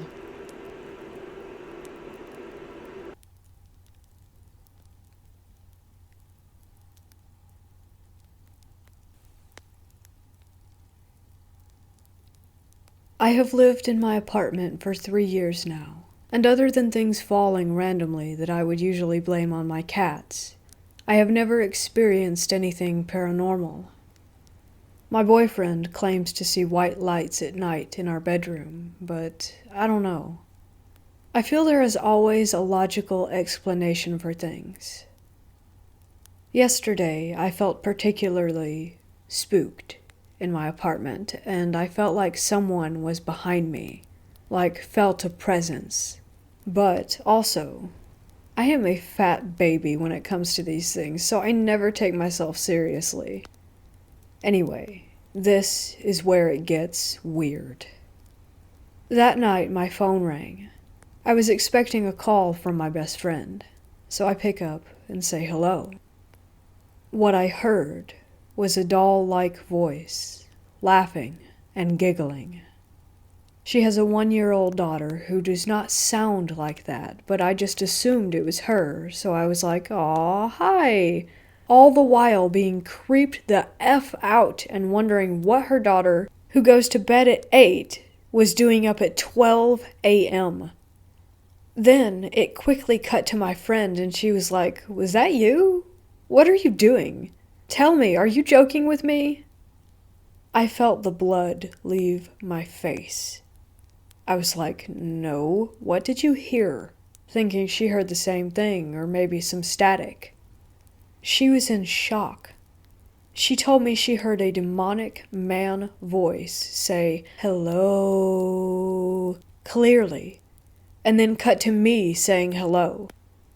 We spent the next few minutes arguing, as she thought I was joking with her and I thought she was joking with me, even though she was not the type of person to do something like that.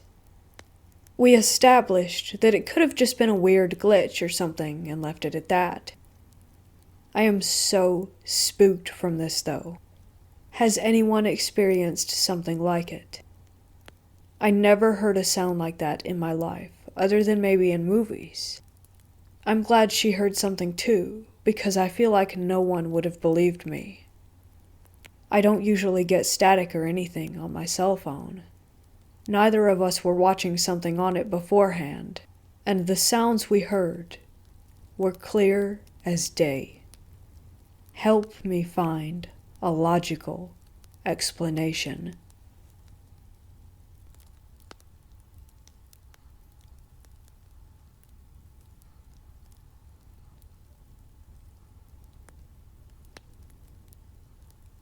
A few years ago, my best friend Jay and I decided to start exploring in the desert near a tiny statutory town close to our hometown with an immense expanse of land and an adjoining wild horse preserve. We were hooked immediately, both of us people who enjoy hiking and camping. This place seemed like heaven. It wasn't long before we found an amazing little campsite about 15 miles or so into the desert, far away from any light pollution and even cell phone signal. It's the perfect place with a small reservoir used in the late summer to water free-range cattle, an old corral, and a fire pit carved into the sandstone. We decided we needed to go camping as soon as possible, and planned on having our first camping trip a few days later on my days off. Jay and his SO met me out there with our dogs, and the first day was a ton of fun playing around the book cliffs high above the Grand Junction and sighting wild horses. We returned to camp late in the afternoon, and had a nice time cooking dinner and telling stories around the campfire. Soon darkness fell, and I began to become aware that I had been feeling uneasy. Not wanting to ruin the fun for my friends, I told them I was tired and needed to turn in. I returned to my tent with my 2 dogs and snuggled in, the feeling of unease tightening around my shoulders. I couldn't shake the feeling of anxiety, so I did what I do best and chose to ignore it, turning on a movie that I'd downloaded on my laptop. As the intro played to my movie, I caught movement out of the corner of my eye. I paused the film and stared behind me. I saw what looked like the bobbing of a flashlight behind our camp near the dirt road. The light danced for a few minutes before disappearing. I looked beside me and saw that my dogs were still sleeping peacefully and chalked it up to my imagination before returning to my movie. I must have fallen asleep because it wasn't long before Jay's SO was waking me up and asking me to come help calm Jay down. When I left my tent, my friend was visibly upset and shaken. He kept apologizing and asking if we could leave. He said he didn't know what was wrong, but that he needed to leave, that we needed to leave now. I told him that I'd been feeling incredibly uneasy, and watched all night, and we agreed to go. Taking only our dogs and pillows, we left our campsite, and drove the long 30 miles back home in the middle of the night. The drive back into the town was nerve-wracking. I had to keep glancing in the rearview mirror to make sure that my friend's car was still behind me. It took everything I had to keep my vehicle under 20 miles an hour so that I wouldn't ruin my car on the heavily rutted dirt roads, but it felt as though we were being chased away. The next day, Jay decided to go back for our things. Both his SO and I had to work that day, so he drove out to the campsite in the early afternoon. Everything was as it should be. No animals had touched our stuff or even tried to get into the cooler. But he said that he still felt watched and as if something wasn't right. A few weeks later, a friend of Jay's was in town visiting and wanted to go camping, so Jay took him back to the spot near the reservoir. He said he experienced the same feeling laying there in his tent, his whole body screaming out in anxiety. He said all of his muscles were tense, and he had the overwhelming feeling that if he were to close his eyes, that something horrible would happen. So he left his tent, not wanting to wake his friend, and decided to take a stroll around the campsite. Before long, he found himself down by the reservoir. This is when he saw a small but brightly intense light darting and dancing back and forth, tucked into the valley below the Grand Mesa, going from east to west. It darted and whirled around. He said the feeling of fear and unease was so intense that he went back to his tent without watching to see if the light went away. We have both had a handful of odd experiences out there following these incidents. I've taken several friends and family members out there to experience the beauty. One summer I was seeing a guy who was interested in checking out the area, so I took him to a spot where we could park my car and explore near the Twin Peaks. We started walking up an oil field admin road when I was overcome with the urge to climb up the sandstone rockfall at the base of the mountain. My friend followed me, and we hiked up until he found an opening to a cave. We peered in and found that the opening was more like a skylight. The bottom was a good 20 feet or so below us. We decided to look around and see if there was an actual entrance. After a bit of searching, we followed my dog to the entrance of the cave. It was low and slightly blocked off by fallen sandstones, so we had to get on our backs and inch in foot first. When we got in, we saw that we were only in a smaller antechamber, but the smell of something decaying and the feeling of unease we felt told us to leave, so we did. It was only after we got back into the car that I discovered I dropped my favorite vape. It's been 2 years since I lost it, but every time I'm around there, I have the overwhelming urge to return. On one occasion, my mom and I took our dogs out to the desert to run free. I took her to a cool rock outcropping that I call Castle Rock. We hiked up the rock structure and started to make our way around it when we noticed the base of this rock structure was littered with small bones of every variety. This creeped my mom out heavily, but I am sort of a goblin by nature, so I started picking through them for things to take home. My mom told me she didn't feel right and wanted to walk back down to the Jeep. I told her to please hold on a minute, that I'd been wanting to check this place out, so she stayed while I hiked up the right side of the structure. I found some cool rocks, took some pictures, and enjoyed the view from the top of the rocks before heading down. When I got back to my mom, she was extremely upset, saying that she had been yelling for me the whole time, and that she couldn't find me anywhere. I laughed her off and told her that I was thirsty, so we returned to her Jeep.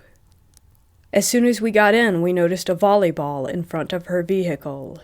It was maybe 3 feet in front of her Jeep right where we had walked past, with no footprints or any indication as to how it had gotten there. There have been several other strange occurrences, but nothing ever really seems to happen. Only eerie feelings, occasional lights, and the sensation that someone is watching you. But I always manage to convince myself that there really isn't anything going on, besides an overactive imagination, and I always return. I'm incredibly drawn to the area, like nothing I've ever experienced before. I've even taken a couple of solo camping trips, despite being a single female by myself. But I always return, even after promising my best friend and my sister that I wouldn't go out there alone anymore. I always do. Jay refuses to go camping out there anymore, and it takes a great deal of effort to convince him to go explore anymore. Despite the fact that he has hitchhiked from Michigan to Colorado, done solo backpacking and more, he can't stand it. Beside the feeling of being watched when I'm out there, the fixation bordering on obsession with this place kind of makes me nervous. I always feel like I'm searching for something when I'm out there, leading me to go to new places and check out new areas.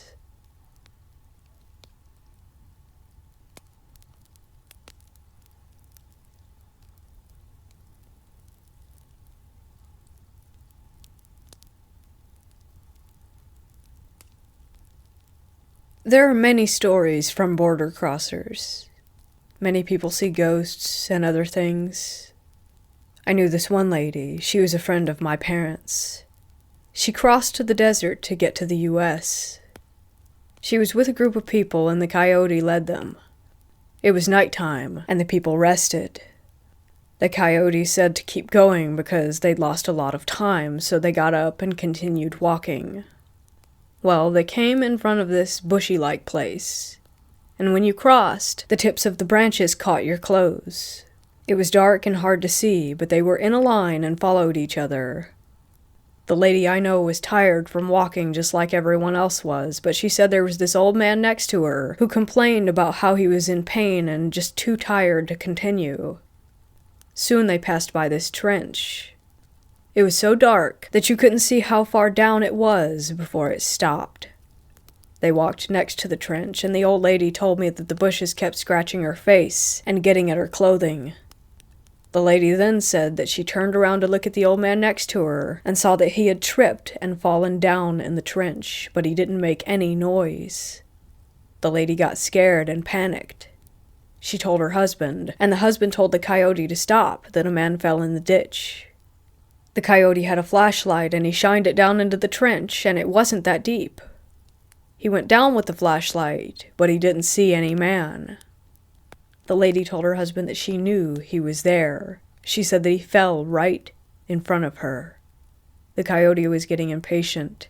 He looked everywhere, but still couldn't see anyone. He never found the man, and obviously he couldn't have made it very far in such a short amount of time. I guess he thought that she was lying or something, and decided to keep on moving. Soon they crossed the desert safely and all. The lady said that she thought it was weird how he fell. She said that it was a trip, but it was like he was sinking in his fall. She asked the others if they had seen him fall, and they all said no. The lady never saw that old man in the group after that. I don't really like this story because it makes me think of what might have taken him. I also heard that there are giant bugs in the desert or something like that. My family visited her house. When she told us this story, I was super scared and kept thinking about it at night. There are many people crossing the desert that have seen dead people walking around and see weird things following them at night.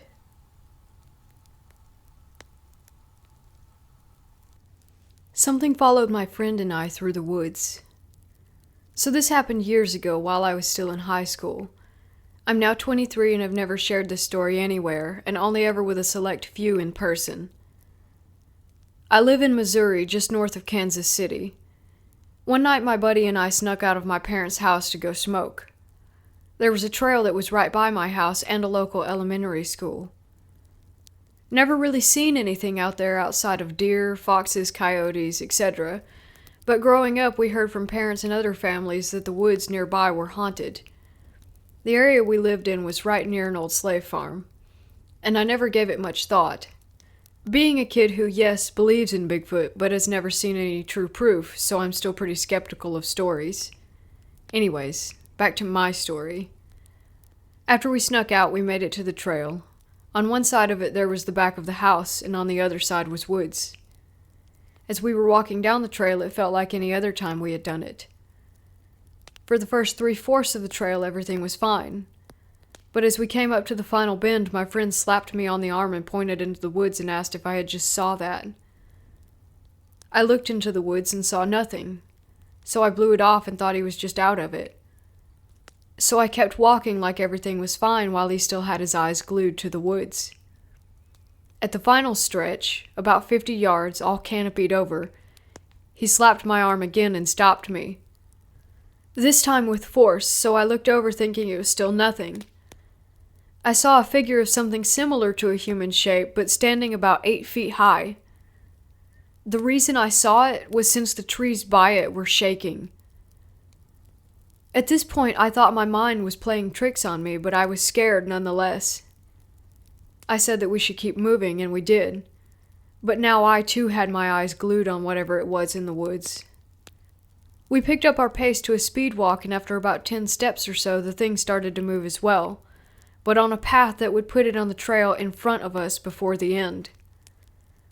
At that point, we looked at each other and immediately started running, like running as fast as we could.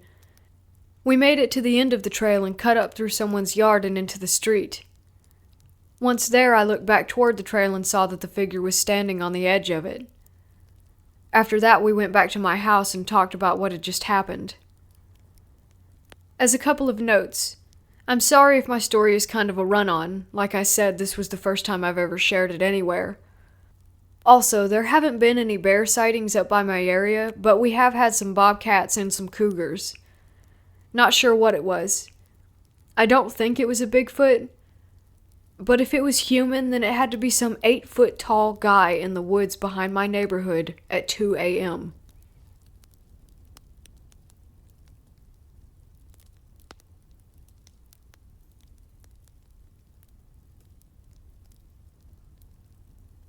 It was in June of 1972 that my mom and dad told me they were taking a couple of our thoroughbred racehorses to Durango, Colorado, where my father owned land, and where we typically boarded some of the animals during the summer. This trip was nothing unusual, as it occurred rather frequently. The only difference this time was that my mother was going with my dad instead of me. I guess Dad figured that at 13, I was old enough and responsible enough to do the morning and evening chores, which consisted of feeding and watering the remaining horses, which numbered about 8. A few cows, 6 pigs, and a coop full of chickens. There were also always a few wounds that needed to be smeared with ointment. These chores were not exactly rocket science, but it did take a while, so I was glad when Lyle offered to come and help me with each evening. He got a kick out of it, as he enjoyed that kind of thing. I, however, leaned more towards the arts, performing magic, singing, playing the piano, and even doing ventriloquism. In fact, I did it professionally by the time I was 12. I had no intention of staying at the house alone while my parents were gone to Colorado. I was very much afraid of the dark, and especially of being alone. It would be years until I discovered why. I was going to spend the weekend with 2 of my best friends, Lyle and Mark Harper. Lyle was a year older than I was, and Mark was a year younger, so I fit right into the middle of the 2. They lived just 3 houses to the west of my house. I can't really call it a house that I lived in. It was one of 4 duplexes that my dad owned. 2 of them were built back in the early 1920s, and the other 2 were newer, as they were built by my dad a couple of years after we moved there in the late 1960s. The 2 old units, A and B, and the 2 new units, C and D, were split down the middle by our long asphalt driveway. The only other building on the property was a very old and very large white stucco garage/shop, which was located behind the units at the end of the driveway. Beyond that old shop was where the corrals and pastures were. With my parents in Colorado, I was in charge of keeping all the animals fed. Darkness was just around the corner, so I took Lyle and we headed to my place. As we entered my driveway, we started walking between the old units and the new units toward the big garage. What made this shop unique were the giant rolling stainless steel doors, one on the left and one on the right, that met in the middle. It created an almost mirror effect, but not quite shiny enough to be an actual mirror. I happened to be looking at the door, noticing how the street light created just enough glow to make our stretched shadows lightly appear on the big metal doors.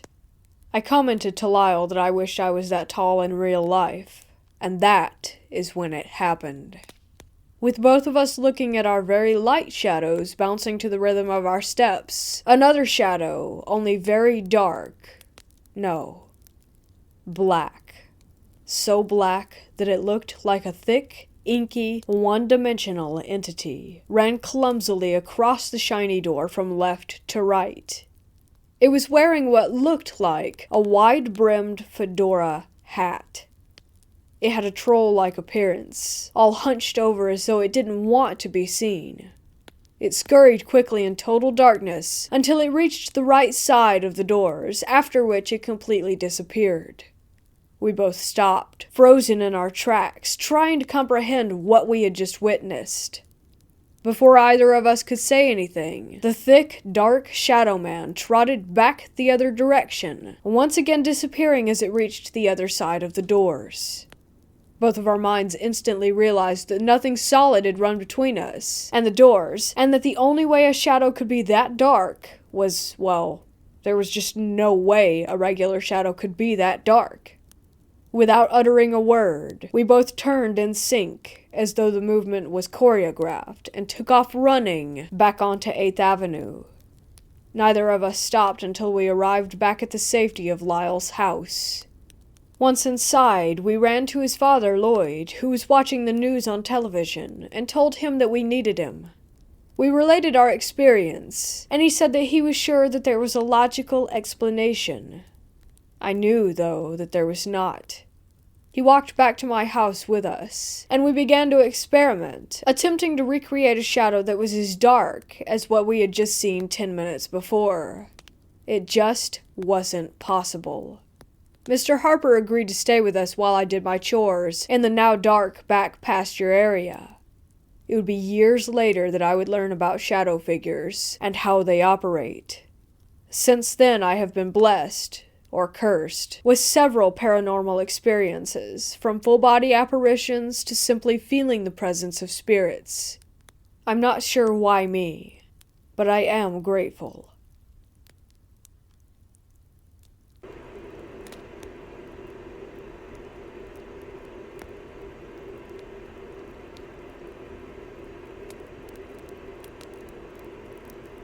I am a 19-year-old female. When I was 8, right around Valentine's Day, I received one of those small manila envelopes in the mail. It had no return address, but it was sent from another state, where I didn't know anyone from. When I opened it, it was simply a folded sheet of computer paper with a picture of Linus from Charlie Brown, holding a heart and his blanket. It appeared to be drawn and colored by hand. On the inside was a short Valentine's Day message with a small personal detail about my life that only someone close to me would know. Naturally, I thought it was probably my grandparents or my parents trying to do something nice for me. Every year, it had a picture of Linus, included a detail about my life, was typed in the same font, and was from a different state. For example, the Valentine's Day after I adopted my dog Bailey, the card said, "Would Bailey be jealous if you were my Valentine?"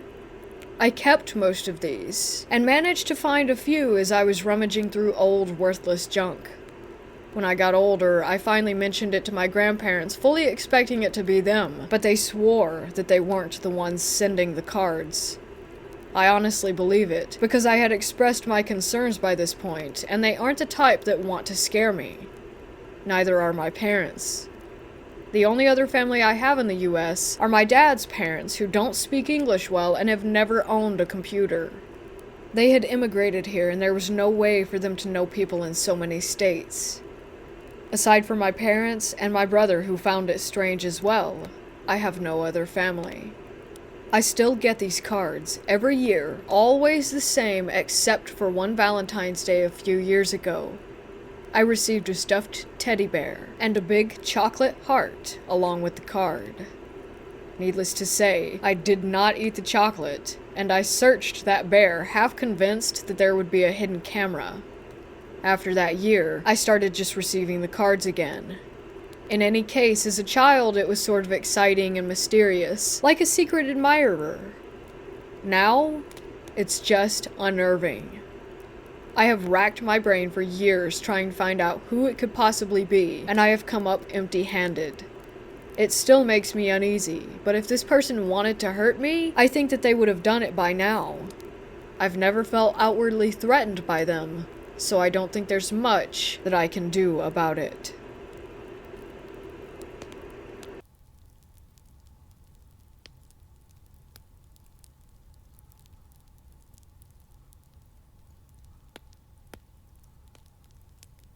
On our way home from a camping trip, my family stopped by the Oak Springs Trilobite site to fossil hunt. If you don't know the southeastern Nevada desert, the attractions are low to moderately traveled, and you will often be one of the only visitors. This site in particular was empty, and we were the only people there. A quarter-mile trail leads you to a shale deposit where you can sift through for fossils. Shortly after starting out, I heard a man call out conversationally. Not really shouting, but talking loudly enough to communicate with someone a distance away. I was facing west on a south-facing slope, and he sounded like he was down and to the left, closer to me than the highway. I paused and took a look around. There was no dust, or engine noises, or anything like that. No crunching of footsteps. Nothing. There were flies buzzing about, and I decided that a bug had just buzzed in my ear.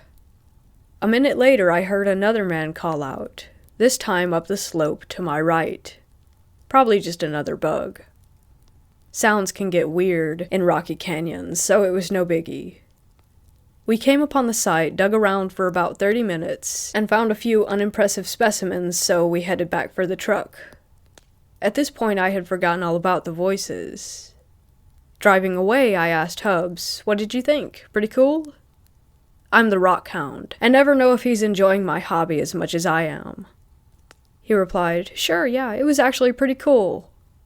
Pause. But I kept hearing these voices, and I couldn't tell where they were coming from. He had a face shield up over his ears at the time, making it unlikely that a bug could have possibly buzzed in there. He said that he was hearing them on the way back to the truck, and heard them calling out at least 3 times. Caliente is nearby, and Pioche a ways further, and both towns have histories dating back to ye olde mining days, and Mormon frontiering. There are lots of railroad, gunfight, and native raid stories, and some weird Warren Jeffs type stuff. Not to mention Area 51 being sorta/relatively nearby. Now, we are both atheists and skeptics. We don't believe in ghost stories, and neither of us have ever had a paranormal experience. But this one has us scratching our heads.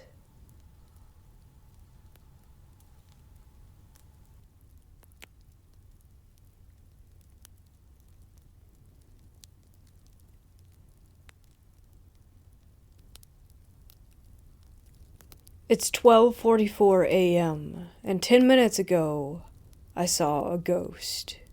I live in the basement, which is almost finished, so it isn't the creepy, empty stages anymore. It's really comfortable and homey. Today, though, my parents are putting up a new wall separating my room from the laundry room, so that's the change. It's a little uncomfortable tonight, and I do admit that having such an open space where I could see and not see everything is a little spooky, but I wasn't actively thinking about it, and I was actually really relaxed and just scrolling through TikTok on my phone. This is the setup. I have my bed in the middle of the room, my TV is adjacent from me, playing Family Guy.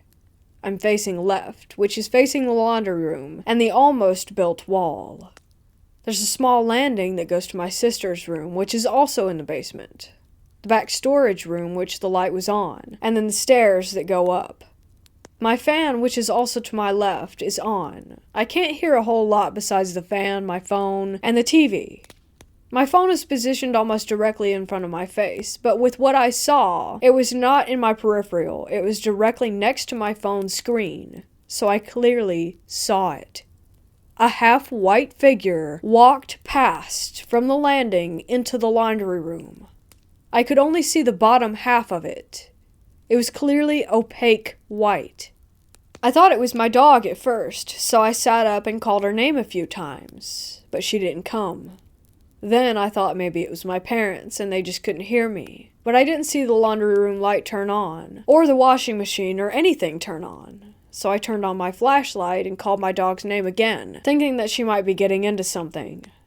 When she still didn't come to me, I got up with my flashlight still on and turned the bedroom light on. Then I checked everything out to see if it was my dog, and if she was just being silly, or maybe even if it was a cat. Nothing was there, so I got freaked out and went to my sister's room, which her light was on, and the storage room light was on. My sister wasn't in her room, she was in the garage. So I told her what had happened, and she thinks my mind is probably just playing tricks on me since there's changes going on downstairs, and it's a little scary down there right now. Which, I admit, it is, but I was really comfortable, and about to go to sleep.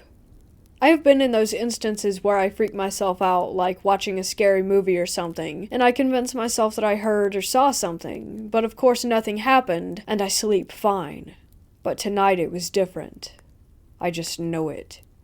As soon as I figured out that it wasn't my dog or my parents or any cats, I began to feel nauseous and my heart started pounding. Now, this isn't the first time a paranormal experience has happened in this house. It's just the first time in a while. Recently, my grandmother passed away upstairs in what's now my parents' bedroom. My grandfather also passed away in this house in the hallway going to the garage. Every paranormal experience we've had, we know that it was one of my grandparents, since it was never malvoyant and we never felt nervous or scared. I'm not saying the spirit I saw was malvoyant. I do believe that it was my grandma, but it still did freak me out, and I did cry. It's only been a month and a half without her, so it's nice to know she's still around. But it was awful timing, Grandma. I'm now sleeping upstairs until my parents finish the wall. Good spirit or not, it's still nerve-wracking to have a paranormal experience.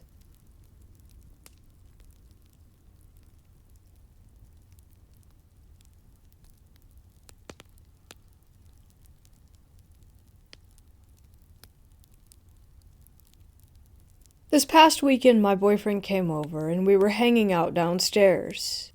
I soon got tired, so I ended up going upstairs to my bedroom. I immediately felt a presence following me as I walked up the stairs. It felt as if it were following behind me, and there was something breathing on my neck, the feeling when you know that something is there. Me being scared, I refused to look back. I just plop into bed and face the wall, hoping that nothing happens.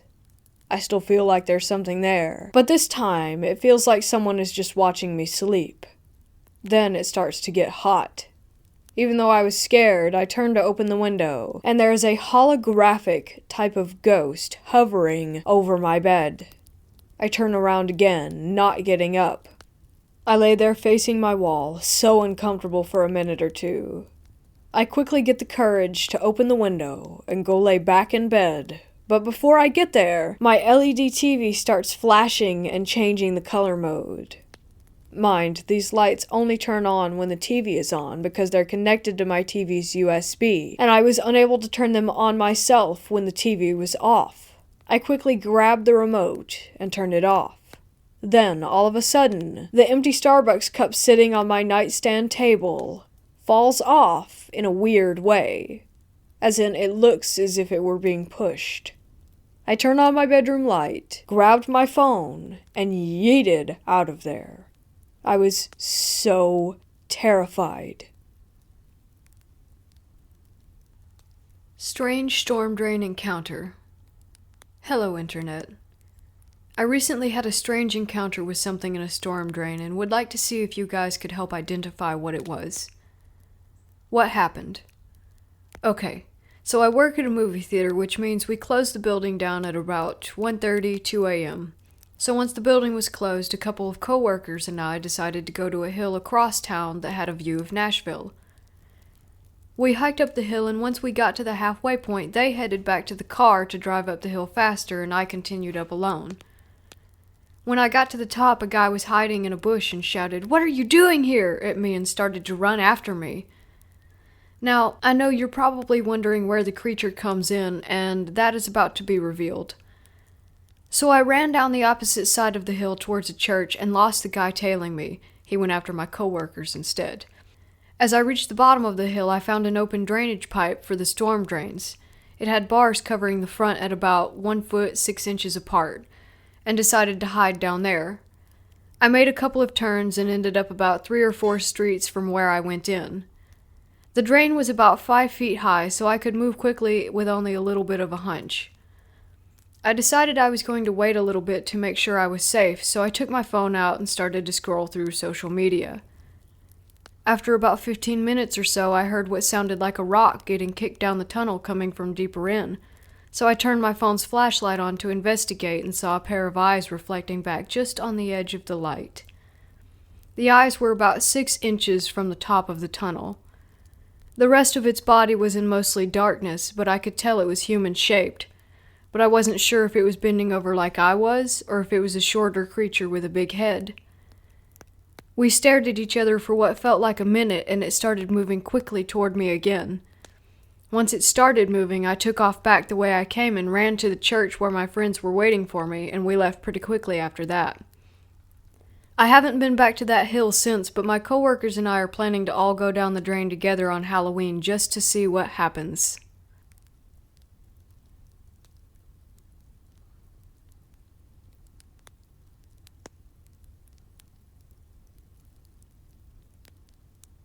So I've been sitting on this story for 3 years, telling some close friends who respond with astonished looks and advise on mental health and think I'm completely insane. It's 11:17 in rural New Brunswick, Canada, and I'm getting in my car to head back to Fredericton from my parents' place in the middle of nowhere.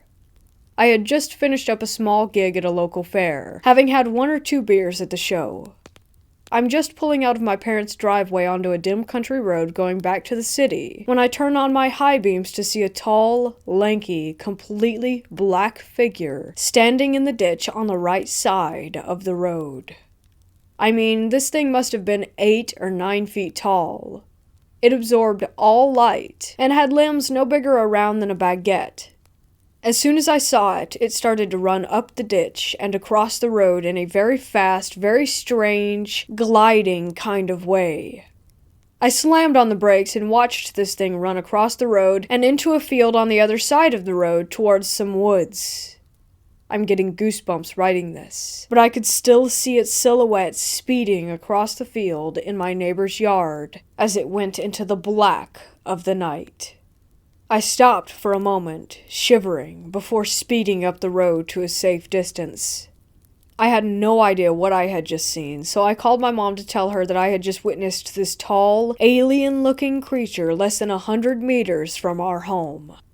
She and my sister searched online with what I had told them, and came back with an article on the black stickman phenomena, which fit exactly what I had seen on this normal August night in New Brunswick.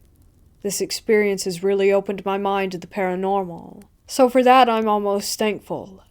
I was looking over my shoulder for a few weeks, afraid to go out at night, and I still feel unnerved when thinking about it. I haven't seen anything like it since, but have had some experiences with spirits growing up in what my whole family agrees is a haunted house.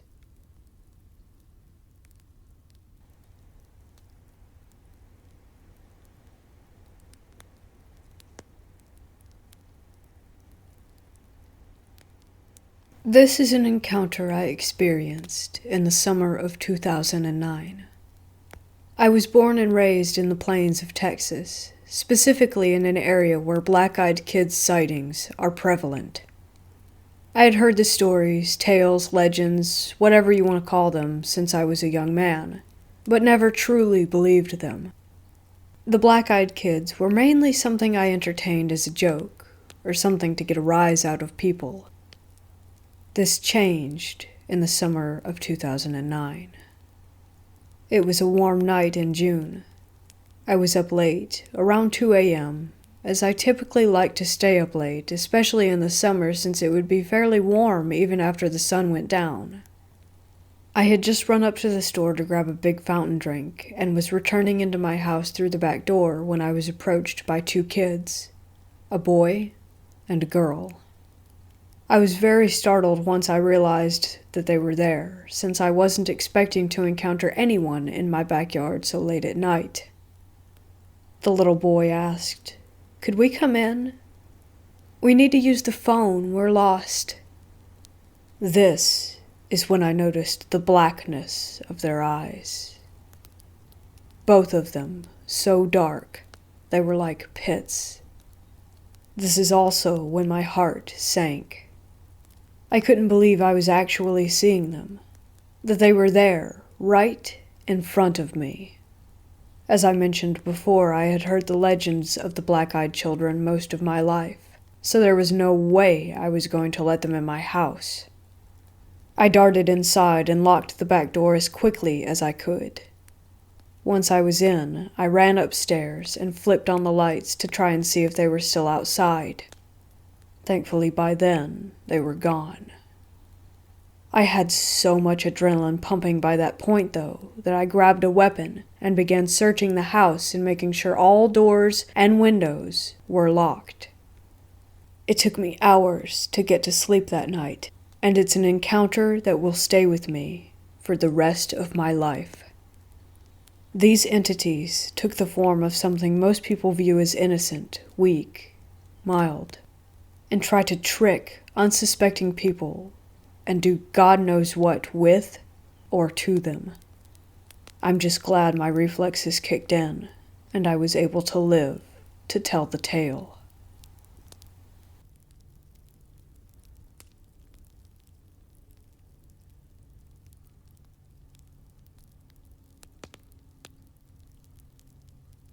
There was one time I was staying at a hotel in Madrid, not too far from the airport, and by the time my buddy and I arrived there, it was 11 p.m. I had completely messed up the booking information because I forgot that we were losing a day by traveling from California. Since my buddy and I had arrived to the hotel so late, we were exhausted. Still, we were given our room number, a card, and sent up to our room. I noticed that the more turns we made down a hallway, the less lights worked. By the time we reached our room door, it was dark and scary. I didn't want to say anything, implying that I was feeling uneasy about the room because I was 24 at the time, so I had to be tough, and my buddy was 27. Once we opened the door, the room was bright and looked very modern. I felt a whole lot better upon entry. The room was supposed to have 2 full-size beds, but for some reason they were pushed together to make a giant bed. My buddy and I agreed it wasn't a big deal, just to stay on our sides of it and deal with it until tomorrow when we weren't so tired. I slept on the left, and he slept on the right. Sometime between 1 and 4 a.m., when it was very dark in the room, I woke up and saw a man standing in the corner. I knew for sure that the man wasn't my friend. My buddy Cody is 6'2", 195 pounds. The guy standing in the corner looked about 5'10", 180. This was the first and only time I ever experienced sleep paralysis. I remember staring at the guy, who appeared to have his back to me, facing the corner of the room closest to me, as if he was counting for a game of hide and seek. I stared at my arm hanging off the bed to the left, and focused all of my energy and strength to move it, but I could not. I tried to scream for Cody to wake up so that at least he would know of the man in our room, but no sound would come out of my mouth. I've never panicked so hard in my life, and before I knew it, my eyes closed, and I was unconscious again. It wasn't until 7:30 a.m. that I woke up and screamed Cody's name and hit him. It was as if everything I tried to do during the night suddenly came out all at once. He woke up startled, of course, as I came to the realization that everything was okay. The order of everything I'm about to say next is how I knew that there was a ghost in that room. I told Cody, dude, I just freaked out. It's just that last night, and before I was able to finish my sentence, Cody said, "Did you see that guy in the corner?" My jaw dropped as he told me he experienced the exact same thing as I had the night before. He had sleep paralysis and couldn't move as he stared at that man. We had all of our belongings still, and nothing was changed about the room. It still scares me when I think about it until this day. How we could never explain what happened that night, or how we both experienced the same thing. Cody ended up experiencing another ghost in a hostel that we stayed at one time. But as for me, that was the only ghost experience I ever had while traveling.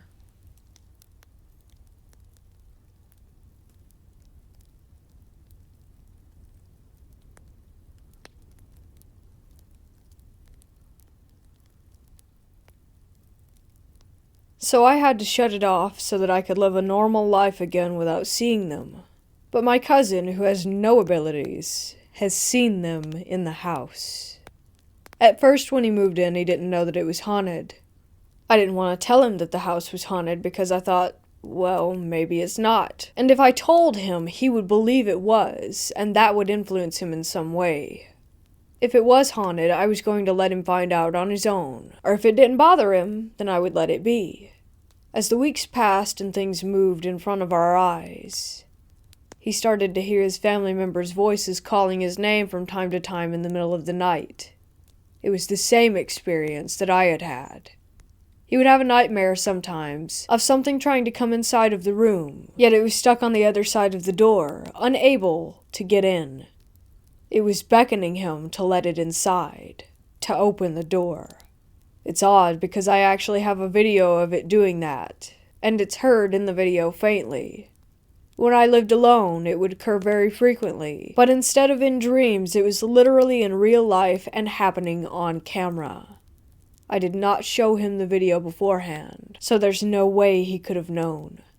Eventually, I did open up to him about it being haunted, but that it's not really a big deal or anything, since my family ends up in the haunted house usually, for some odd reason. I explained that if we made excuses and such, that the activity would remain low. For instance, if something slides across the floor in front of us, we just pass it off as something else, no matter how stupid that excuse or rationalization is, and we say it out loud, shrug it off, and move on. Sometimes if it happens again after that, we just make another excuse, and then it stops.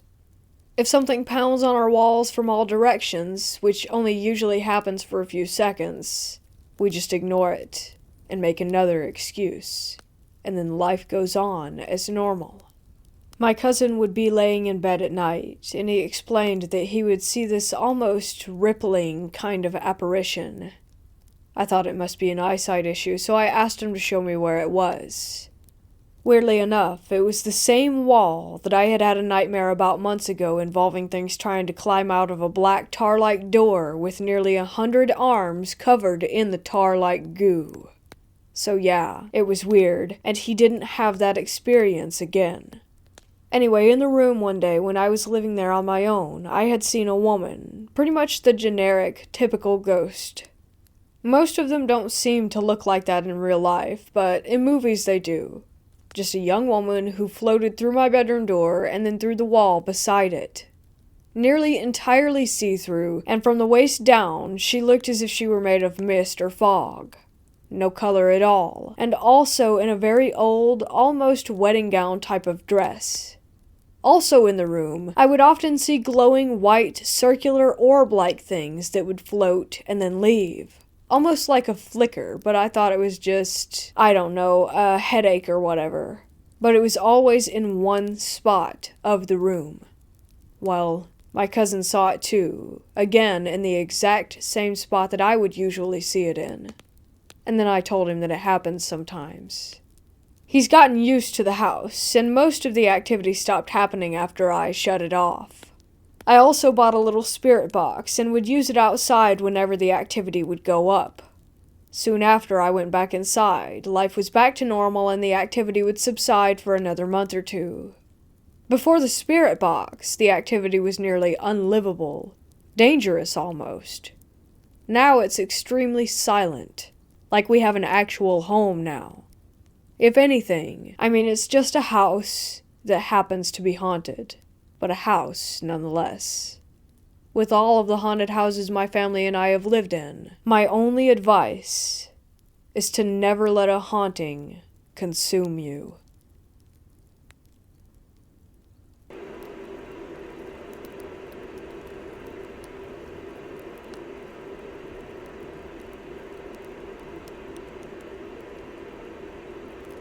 Before I begin my story, I'll give you a quick summary of the location where this happened. At my middle school, in the other half of the building built in the 1950s at some point.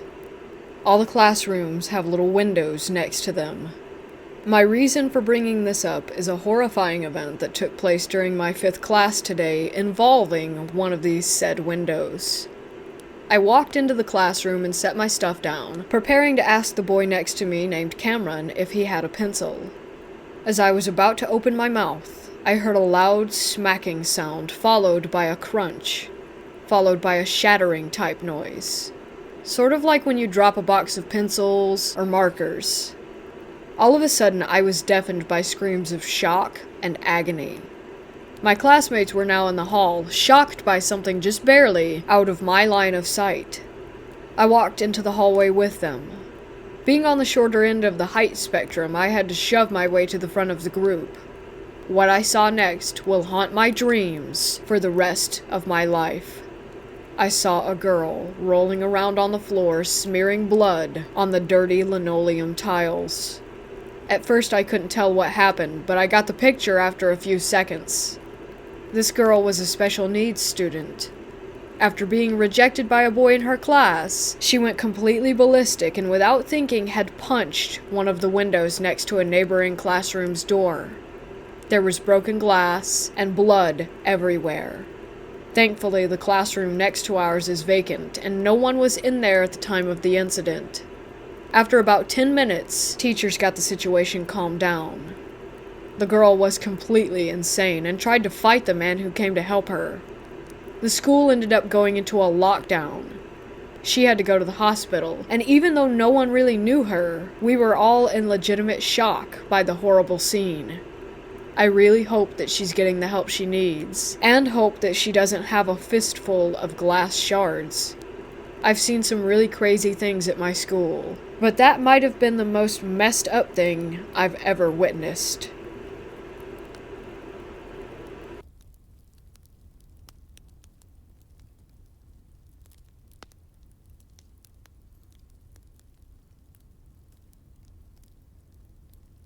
There's a ghost inside of mine and my girlfriend's new home. We've heard stomping in the kitchen in the middle of the night, among lots of other things. The issue that I have is that I wonder why it never shows itself or does anything in my presence. I've come home to doors open, and the animals in the corner shaking. Or I'll hear things in the other room falling, and sure enough, there will be something on the floor, but it never does anything while I'm in the room. My girlfriend, however, has seen the ghost, has had it open doors that she was next to, and heard it whisper. Is my energy off-putting to the ghost, or does my girlfriend attract it through her fear? I do not fear the ghost, and view it as more of an annoyance than anything, whereas she is terrified of it.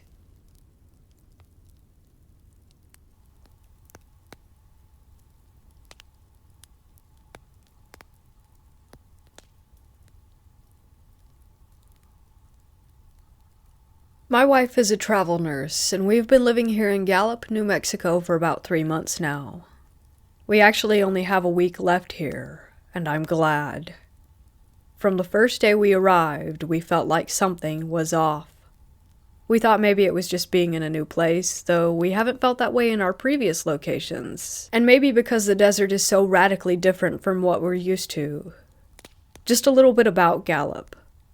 The demographic here is a majority Navajo with some Zuni and Hopi people as well. Gallup is landlocked by these 3 reservations, and the nearest city is Albuquerque, which is about 2 hours away. Now, despite what I just mentioned, being a non-native here in Gallup is not a big deal at all. There's no radical tension issues that we've experienced during our stay. In fact, we've really liked the people we've met here. Yet there is a burning feeling inside of me, like I shouldn't be here, and that we need to leave. And my wife told me that she feels the same thing. As for psychics and feeling negative energy and all that stuff, I personally think it's probably just a bunch of hooey. That's not what I'm saying here. This is more like an instinct that we need to leave and not renew the contract here. And it is only in Gallup. We stayed in Ruidoso a few years ago and loved it there. We have traveled to many places surrounding Gallup and felt fine, but as soon as we came home from the trips, there was that feeling of something being not right.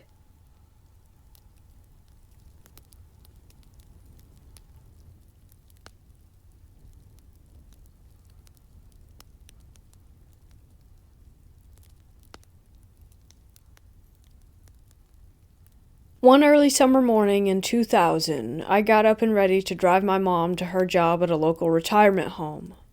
It was dark starting out, but the sun was gradually coming up. I dropped her off and started returning to her house. Halfway back, driving on a country road densely populated with trees and houses, I noticed a car coming because I could see its high beaming lights from a short distance.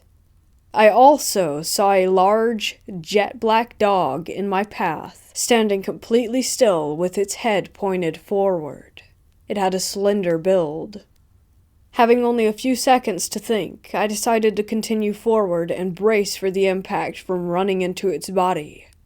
I closed my eyes as I got the closest to it, and continued to drive without swerving, and to my surprise, I felt nothing. I slowed down to check for the dog, but there was absolutely nothing back there. As I continued my drive, I felt strange because there was no way that I would have missed that animal. It was not facing me. It was facing right. I would have struck it broadside. Anyway, I'm thankful I didn't swerve. I feel like had I swerved, things would have been very much different for me today. I do believe that I could have died.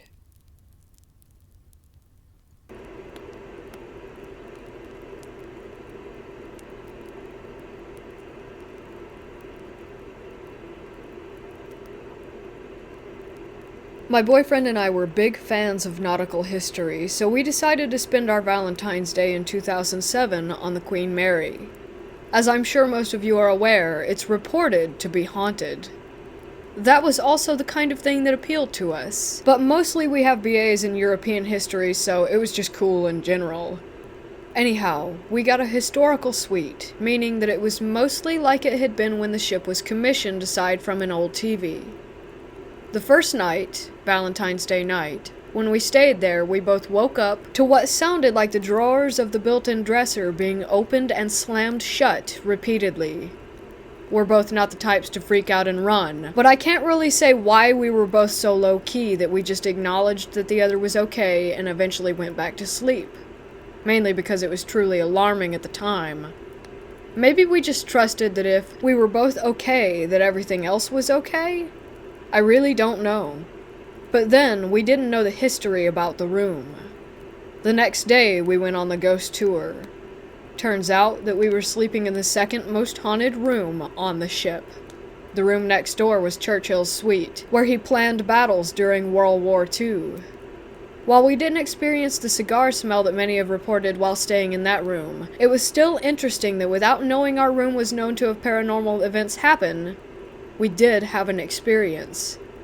We had some really weird camera malfunctions in the engine room, as well as creepy, aggressive feelings in an old museum room on the ship, which we only found because we tried to get into every unlocked room that there was. It honestly felt like someone was creeping up behind our backs. But again, just feelings, so shrug. Anyway, that's my Valentine's Day ghost story.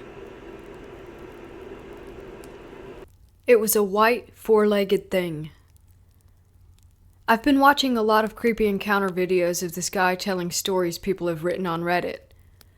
A few of them seemed awfully familiar to the one that I just laughed off at the time, but now I'm seriously wondering if I actually saw something. I've never told anyone this outside of my small friend circle. I'm genuinely curious as to what others might think it is. This happened a few years ago. I'm from Ontario, Canada, and the amount of trails out here is astounding. The set of trails I walk on a regular basis cut through the city I live in and run along the river. There's plenty of wildlife, and on a few occasions I've sat and watched deer along the riverside. Whatever this was, it was unlike anything I'd seen before, even if it was only for a brief moment. It was in the summertime, so my friend Kinder and I were out on the trails while the sun was setting. It was getting dark, and because of how dense the trees and bush are along the trails, it was getting harder and harder to see, even if the sun hadn't set completely. I had my phone flashlight out so we could at least see the trail. I also had some music playing. I had stopped for a second to change the song, and Kinder suddenly goes, "What's that?" after a series of noises broke out beside us. Slowly, I turned my flashlight to the bush off on the left side of the path.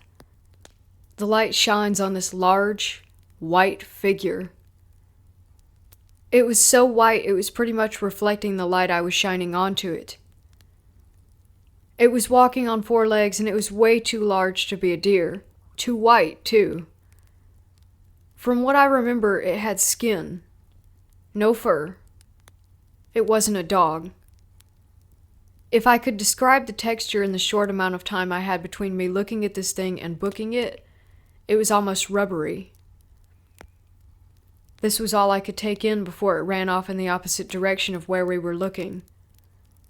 I didn't stick around for very long either. Same could have been my last words before the two of us took off running. We joked about it a lot, saying we saw the wraith and that my last words would have been same. I surprisingly didn't feel any fear right away. The fear didn't set in until after we ran away from whatever it was. Maybe that came from the sudden shock of seeing this white figure running away through the trees and brush. Needless to say, I don't walk those trails at dusk anymore.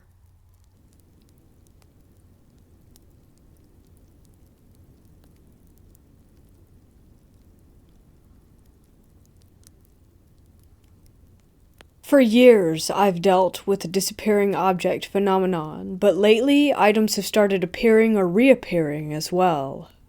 Just this morning, for example, I woke up and went into my kitchen to make coffee, and a random pack of paper coffee cups was sitting in the middle of my kitchen counter.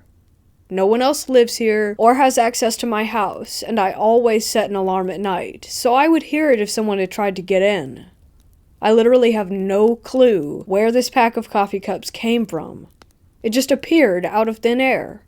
I'm grateful in a way, because it sure was convenient to have the cups this morning, but still, who put them there? I even checked my Amazon history to see if somehow I bought these without remembering, but no such purchase was there. I've had other objects randomly appear in my bathroom too. Lip glosses that aren't in a color that I would normally buy. I've had strange food items that I didn't buy appear in my pantry too. Boxed soups, ketchup, I don't even like it. Mustard, don't use it that much. And a random bottle of soy sauce. I don't even know what to think about this.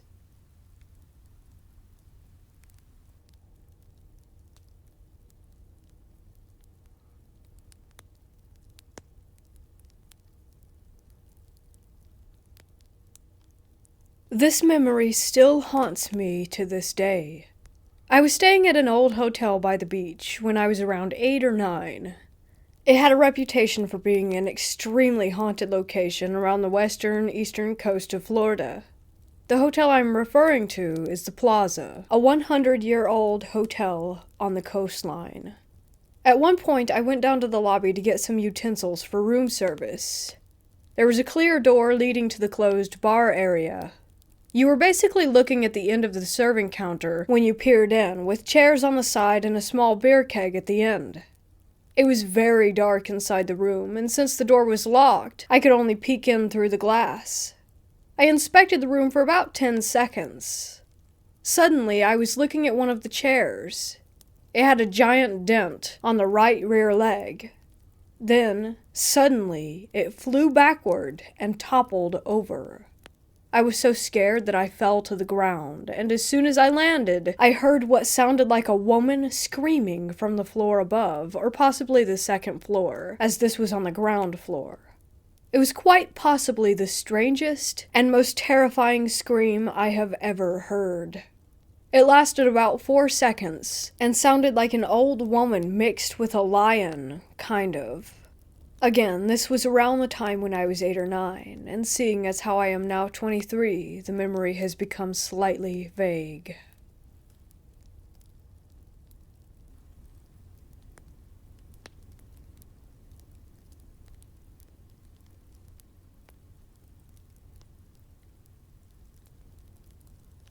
One night when I was about 16, I walked outside onto my front porch after an argument with my mom and her husband. After about an hour of pacing and talking myself out of just leaving, the sun was setting, so I turned back and started heading back toward the house. When down the hill, about 150 yards, I see something slowly walking out of the tree line that looks to be a young woman in a dress, but the setting sun is shining off of whatever she's wearing. I don't think it's normal, and I'm a little freaked out, so I run inside and grab my binoculars. I come back, and she's only moved a few feet, walking very slowly, long steps. I focus in, and she's glowing. Gold. And she's dressed like a nun. Again, she was glowing gold. I've never seen her since, and I've spent the last 12 years searching for answers of what I witnessed that day.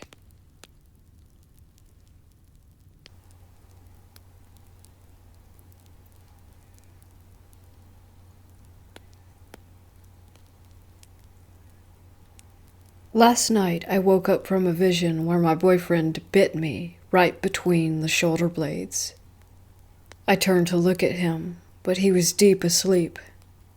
The next morning, he told me that he saw a dream where I bit him between his shoulder blades. We were weirded out by this. There was no bite mark on his back, but it hurt like a bitch, by his words. The day starts going by and I notice him acting strangely. I've been working mostly with spirits before, and we live in a very old building with an interesting history, but this was new. He said he can't control his own body, that there is someone else with him. I started to get my stuff to banish whatever there was. I kept talking to him while gathering my things. He wasn't acting like himself anymore. He was very rude, but in a charming way while eating grapes on our bed. I banished the thing, still unsure of what it was. The rest of the day has been normal, and I haven't felt any bad energies, but my boyfriend keeps telling me that the bite between his shoulder blades keeps hurting. Does anyone have any idea what I am dealing with here?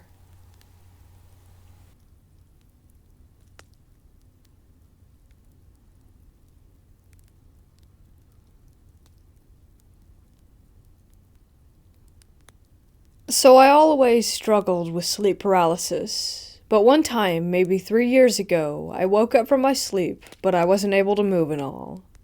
I saw a very slim, abnormally tall, black figure in the corner of my room. I looked at him. He was looking at me, his face down. When I looked at him, he just calmly walked away from my room, and I woke up. To this day, I still think about it. And I found out thousands of people all around the world see the exact same thing. I can't believe it's all psychological. How can everyone see the same thing? From China to Ireland, USA to Turkey? It doesn't make sense. I think that we all may have witnessed something otherworldly. I know that it sounds like a rabbit, but it wasn't. This happened about 2 hours ago. I stepped outside. This took place in southeastern Pennsylvania. The venue I was at to have a smoke, when about 40 yards off in the distance I see this creature, sitting in a way I can only describe as like a gargoyle perched on a ledge. It clearly had arms and legs, and not just 4 legs like a rabbit or cat would. Its face was kind of hidden in the shadows of the night, but it kind of had a head shaped like a mouse from the Teenage Mutant Ninja Turtles. It saw me and took these 2 kind of hops to its right, my left, and that's when I noticed its tail. It reminded me of a white-tailed deer's tail. Where the top was, it had dark silver or black fur, but right underneath it was white fur. It was a short tail also, not long like a cat or dog's tail. It just took those 2 hops and was gone. No noise, nothing. I just stood there, super puzzled. I saw it clear and unobstructed from objects until it hopped behind this house. If anyone has seen anything similar, I'd be happy to hear. Ominous under a streetlight. So this was around 5 years ago. A friend and I went to a local recreation center / park in our city. It was always pretty empty the few times I'd been there, except for the after-school kids sometimes. That summer we adventured day and night, always somewhere fun and always somewhere outdoors. Before I go any further, we definitely smoked flower on all adventures. Daily. Smoked all day. Functioning people. Pretty much. We didn't hallucinate when we get high. We played on the swings and slides and decided to leave. Got in the car, turned it on. To the front right of the car was an orangish streetlight next to the bathrooms. Underneath stood a tall figure, maybe 7 feet. The only way I have been able to describe it is a pumpkin-shaped head, and it was off. We both froze and I looked over, he was driving, and asked if he sees that. I do, and we're getting out of here. Anytime one of us brings it up, there's an eerie feeling. That image is burned into my skull. I want to know what we saw.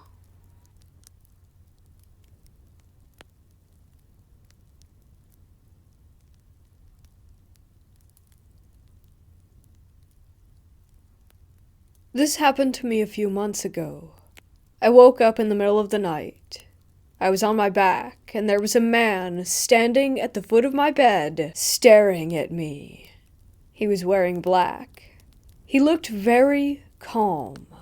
I think he was floating because he was high up in the air. I have always been freaked out about ghosts, but for some reason I did not panic, and I just stared back at him for a few seconds. After he seemed to realize that I was awake, he was surprised and appeared nervous. He then turned away as if he was leaving and disappeared. I never had any experiences with sleep paralysis, so I don't think that this was the reason that this happened. Also, my dog was sleeping next to me, and she did not wake up. Even after he left, I was not afraid. I truly do not understand why.